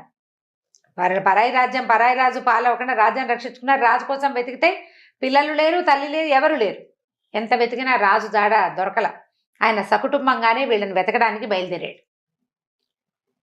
ఇక కొంత మేర వెళ్ళిన తర్వాత కుటుంబాన్ని దిగవిడిచి సన్యాసి వేషధారణతో వెతుక్కుంటున్నాడు. అయితే ఇక్కడ ఒక బంగారు నగరం ఏర్పడిందని, బంగారు భవంతితోటి ఒక నగరం ఏర్పడిందని, ఆ నగరంలో ఉన్న రాజును గనక చూసిన వాళ్ళకి అన్ని సమస్యలు తీరిపోతాయని విని ఈయన ఒకవేళ ఆయన మా పురూరవుడేమోనని అనుమానంతో, పురూరవుడు అని పేరు మాత్రం బయటికి రాల, ఇక్కడ ఒక రాజు ఉన్నాడని తెలిసి ఆ శుచిమంతుడు వచ్చాడు ఇక్కడికి. వచ్చి ఆయన ఎదురుపడేసరికల్లా ఒకళ్ళనొకళ్ళు గుర్తుపెట్టారు, కావలించుకున్నాడు. శుచిమంతా, ఏమిటి సన్యాసి అయిపోయావా, నువ్వు సన్యాసం తీసుకున్నావా అంటే, కాదు ప్రభు, ఇది మారు వేషమే, మీకోసం వెతుక్కున్నాం. ఆ రోజు రాత్రి మీరు మహారాణి వారు శ్రీయుతులు కుమారులు ఎవరూ కనపడలేదు, ఎన్ని విధాలు వెతికినా దొరకలేదు, మీకోసం వెతుకుతూ ఆ రాజ్యంలో ఉండలేక వెతుకుతూ వచ్చానని ఇక్కడికి వచ్చానని చెప్పాడు. శుచిమంతుడిని తనతోటే ఉంచుకున్నాడు. అతని కుటుంబాన్ని రప్పించారు. ఇంతలో ఏమైంది, ఒక గొల్లెత్తి దగ్గర పెరుగుతున్నారు రాజకుమారులు ఇద్దరు. వాళ్ళకి చక్కగా అన్ని అస్త్రవిద్యలన్నీ పట్టుబడ్డాయి. అయితే వాళ్ళకి ఉపగ మహర్షి చెప్పాడు ఈ పురూరవుడి కథ చెప్పి, ఆ పురూరవుడే మీ తండ్రిని ఉపదేశించాడు వాళ్ళకి. అయితే వీళ్ళు పురూరవుడు ఎక్కడున్నాడో ఎవరికి తెలియదు. ఆయన శని బాధల్లో ఉన్నాడు. ఎక్కడున్నాడు, ఈ పిల్లలిద్దరు తల్లికి ఏమన్నారా, పెంపుడు తల్లికి, అమ్మ ఇంత విద్య నేర్చుకున్నాం, ఎక్కడైనా ఎవరి దగ్గరైనా పని చేస్తే కదా మా విద్యకి రాణింపు, గుర్తింపు ఎట్లా వస్తుంది, మన ఊళ్ళోనే మనం ఉంటే గుర్తింపు రాదు, బయటికి వెళ్ళాలి, ఎక్స్ప్లోర్ చేస్తే కదా. అందుకని ఆమెను ఒప్పిస్తే ఆవిడ ఏం చేసింది, సరే బాగా బతిమలాడింది, వద్దునైనా వెళ్ళిపోద్దు అంటే, ఎప్పటికీ నువ్వు మా పెంపుడు తల్లివే, మేము ఎక్కడికి వెళ్ళినా మళ్ళీ నీ దగ్గరికే వస్తాం, లేదా నిన్ను మా దగ్గరికి రప్పించుకుంటామని ఒప్పించారు. ఒప్పిస్తే సరే అందరూ రాజులను చూసుకుంటూ ఏ రాజు దగ్గరైనా పనికి కుదరాలని పెట్టుకున్నారు. అన్ని రాజ్యాలు చూస్తూ ఇక్కడ ఒక కొత్త రాజ్యం ఏర్పడిందని, ఈయన మహానుభావుడైన రాజు అని తెలుసుకున్నారు. ఇక్కడికి వచ్చారు. ఈ పిల్లల్ని చూసేసరికి ఈయనకి జ్ఞాపకం వచ్చింది, గుర్తుపెట్టాడు. ఆయన కానున్నది కావాలి, ఎప్పటికవుతుందో ప్రపంచం అంతా తెలుసుకోవాలి కదా. సరే ఏమన్నాడు, ఈ కుమారులు ఇద్దరిని ఏమిటి అని కనుక్కున్నాడు. మేము శస్త్ర విద్యలన్నీ అభ్యసించాం, మనిషికి ఒక్కొక్క 2000 మాడల చొప్పున జీతంగా ఇవ్వండి, మీ దగ్గర పనిచేస్తా ఉన్నారు. సరే వీర బాలకుమారుల్లాగా ఉన్నారు, ఓ 13-14 సంవత్సరాల వయసు ఉంటుంది, అంతకంటే లేదు కదా, 13 ఏళ్ళు కూడా లేవు, 12-13 ఏళ్ళు ఉన్నాయి అంతే. సరే ఉంచుకున్నాడు తన దగ్గర. ఈ పిల్లలిద్దరూ ఇక్కడ ఉద్యోగం చేయటం మొదలుపెట్టారు. ఏ పని చెప్తే ఆ పని చేస్తారంటే రాజోద్యోగులుగా ఉంటే కాపలాలు, ఎవరినైనా రక్షించటము అలాంటి వ్యవహారాల్లో ఉన్నారు. ఇంతలో ఏమైందంటే ఇక్కడికి ఈ కుమారులిద్దరూ ఇక్కడ ఉండగానే తల్లి ఆచూకీ ఎలా తెలిసిందో మనం వచ్చే భాగంలో తెలుసుకుందాం. అబ్బాయిలిద్దరూ తండ్రి దగ్గరకు వచ్చారు, ఇంకా తల్లి రావాలి. తండ్రి కొడుకులు అన్న విషయం ఏం వివరంగా తెలియలే, తల్లి ఎక్కడో ఉంది.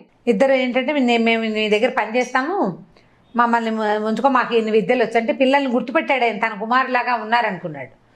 కాలం చెప్పాలి అవునా కాదా అనేది. ఎవరు చెప్తారు? మీరు మా అబ్బాయిలేనా అని అడిగితే పిల్లలకి తెలియదు కదా. ఆయనేమో తను ఒక నదికి ఓ పక్కన ఒకడిని, రెండో పక్కన ఇంకోటి కట్టేసి వెళ్ళిపోయాడు. సరే పిల్లలిద్దరిని చేర్చుకున్నాడు. చెరుకో 2000 వరహాలు జీతాలు ఇచ్చి అట్ట పెట్టుకున్నాడు. సరిగ్గా అదే సమయంలో నవకోట నారాయణ ఇక్కడికి తిరిగి వచ్చాడు. అతను ఏం చేస్తున్నాడు, సముద్ర తీరంలో జయప్రదాదేవి ఎందులో అయితే ఎంటర్ అయిందో ఆ పెట్టే ఆ మందసాన్ని కాపాడుకుంటూ అక్కడే ఉన్నాడు.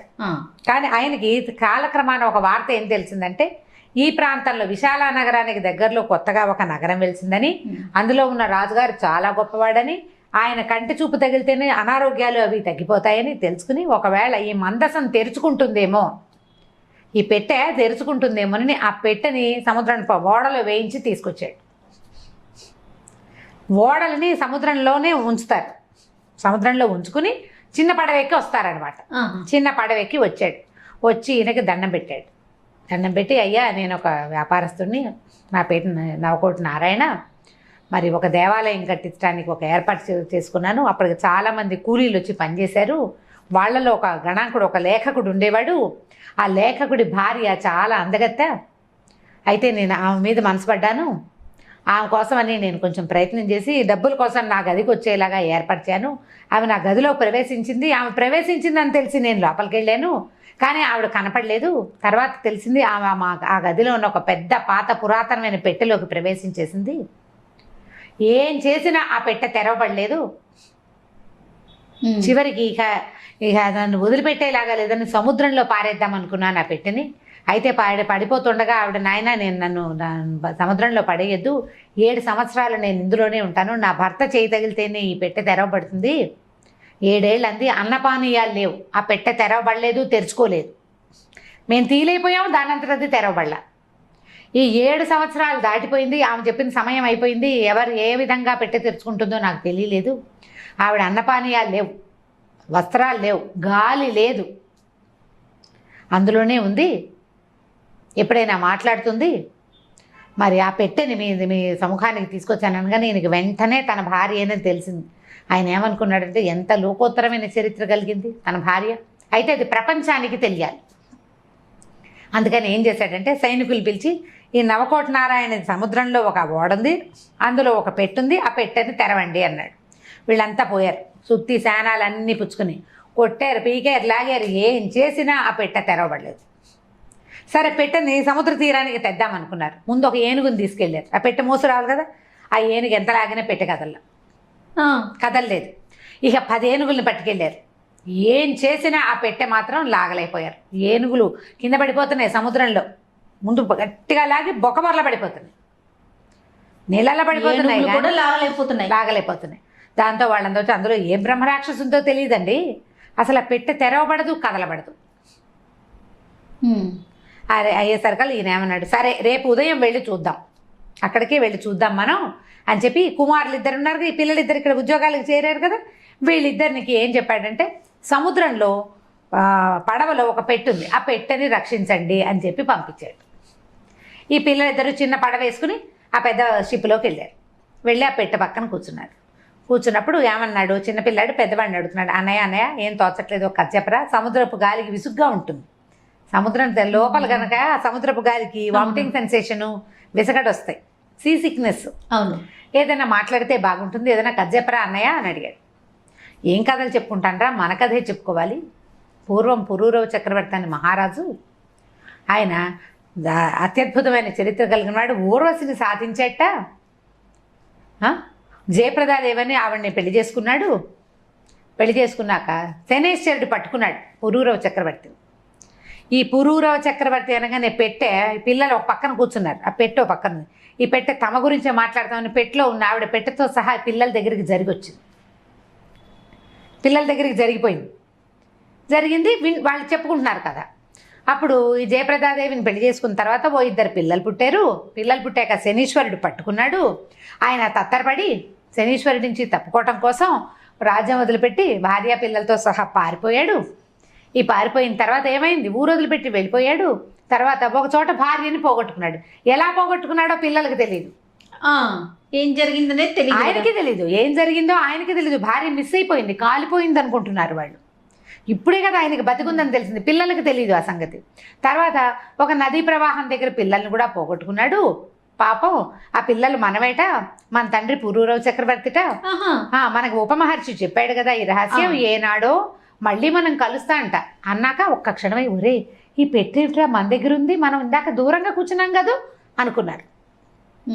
అనుకుని ఏం చేశారు, పెట్టె దగ్గరకు వచ్చేసి అంత పెద్ద పెట్టె దగ్గర కూర్చోడం, ఇంకా కొంచెం అవతలకి జరిగి పురూరవ చక్రవర్తి కథలు చాలా ఉన్నాయిరా, ఆయన ఊర్వశితో అని పెట్టెకేసి చూశాడు. పెట్టె జరిగి వస్తుంది, ఇదేంటి ఇది కదిలిస్తుంది అని ఆశ్చర్యపోయి కథ చెప్తుంటే కదులుతోందని తెలిసింది వాళ్ళకి. అది కూడా నువ్వు పిచ్చాపాటి మాట్లాడుకుంటే కథలు కామ్గా కూర్చుంది. ఆవిడకి తెలిసింది ఈ పిల్లలిద్దరూ తన కుమారులేనని. ఇక వాళ్ళు ఎటు జరిగితే అటు జరగటం మొదలుపెట్టింది. వాళ్ళు పురూరవుడు అనగానే నడిచి వచ్చేస్తుంటుంది పెట్టె. అక్కడి నుంచి వీళ్ళు ఏం చేశారు, ఓ పని చేద్దాం, సముద్రం నుంచి బయటికి వెళ్ళిపోదాం. చిన్న పుట్టేసుకొచ్చారు. పుట్టితో పాటు వస్తుందేమో చూద్దామని చెప్పి షిప్ దిగారు. ఇట్లా మెట్ల మీద దిగుతారు కదా, ఈ పెట్టె కూడా మెట్ల మీద నుంచి జారి వచ్చేసింది కిందకి. వీళ్ళు పుట్టిలోకి ఎక్కారు. ఆ పుట్టి వెనకాలే ఈదుకుంటూ వచ్చేస్తుంది పెట్టె. సముద్ర తీరంలోకి వచ్చేసింది. తెల్లారిపోయింది. ఈ పిల్లలిద్దరు ఏం చేశారు, రాజుగారి దగ్గరికి వెళ్ళారు. వెళ్ళి మీరు ఒక పెట్టెకి కాపలా ఉండమని పంపించారు కదా, ఆ పెట్టె సముద్ర తీరానికి వచ్చేసింది, వచ్చి చూదురుగాని రండి అన్నారు. అనేసరికల్లా రాజు ఆశ్చర్యపోయాడు, అందరూ ఆశ్చర్యపోయారు. అదేమిటి ఏనుగులు కదిపినారా అని పెట్టె, పిల్లలు పైగా వాళ్ళకి సహాయం లేదు, వాళ్ళిద్దరే, వాళ్ళతో పాటు ఎట్లా వచ్చిందంటే పెట్టె దానంతటా అదే వచ్చిందని చెప్తున్నారు. వెంటనే వీళ్ళు ఏం చేశారు, రాజుగారు ఏం చేశారు, తన భార్యని తర్వాత అత్తమావల్ని పిలిచాడు. అదే టైంకి ఈయన ఫ్రెండ్ ఉన్నాడు కదా పరదేశి కావలి, అతను సరస్వతీదేవి అనుదిన ఆహారం ఇవ్వడానికి వస్తుంది ఆవిడ అందరూ కలిసి ఆ సముద్ర తీరానికి వెళ్ళారు.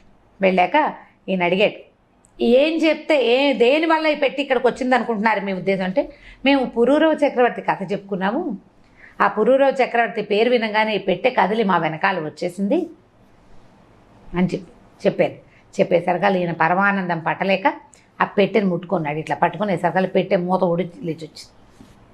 ఆ పెట్టెలోంచి జయప్రదాదేవి దిగి బయటకు వచ్చింది. జనం అంతా ఆశ్చర్యపోయారు. ఆయన నవకోటి నారాయణ కాళ్ళ మీద పడ్డాడు, క్షమించమని, నన్ను క్షమించు, ఒక్క క్షణం నా బుద్ధి చెలించటం వల్ల ఇట్లాంటి పొరపాటు జరిగింది అనేసరికి రావటం ఏమిటి, ఆ సరస్వతీదేవి అక్కడి నుంచి శనేశ్వరుడు కూడా వచ్చాడు.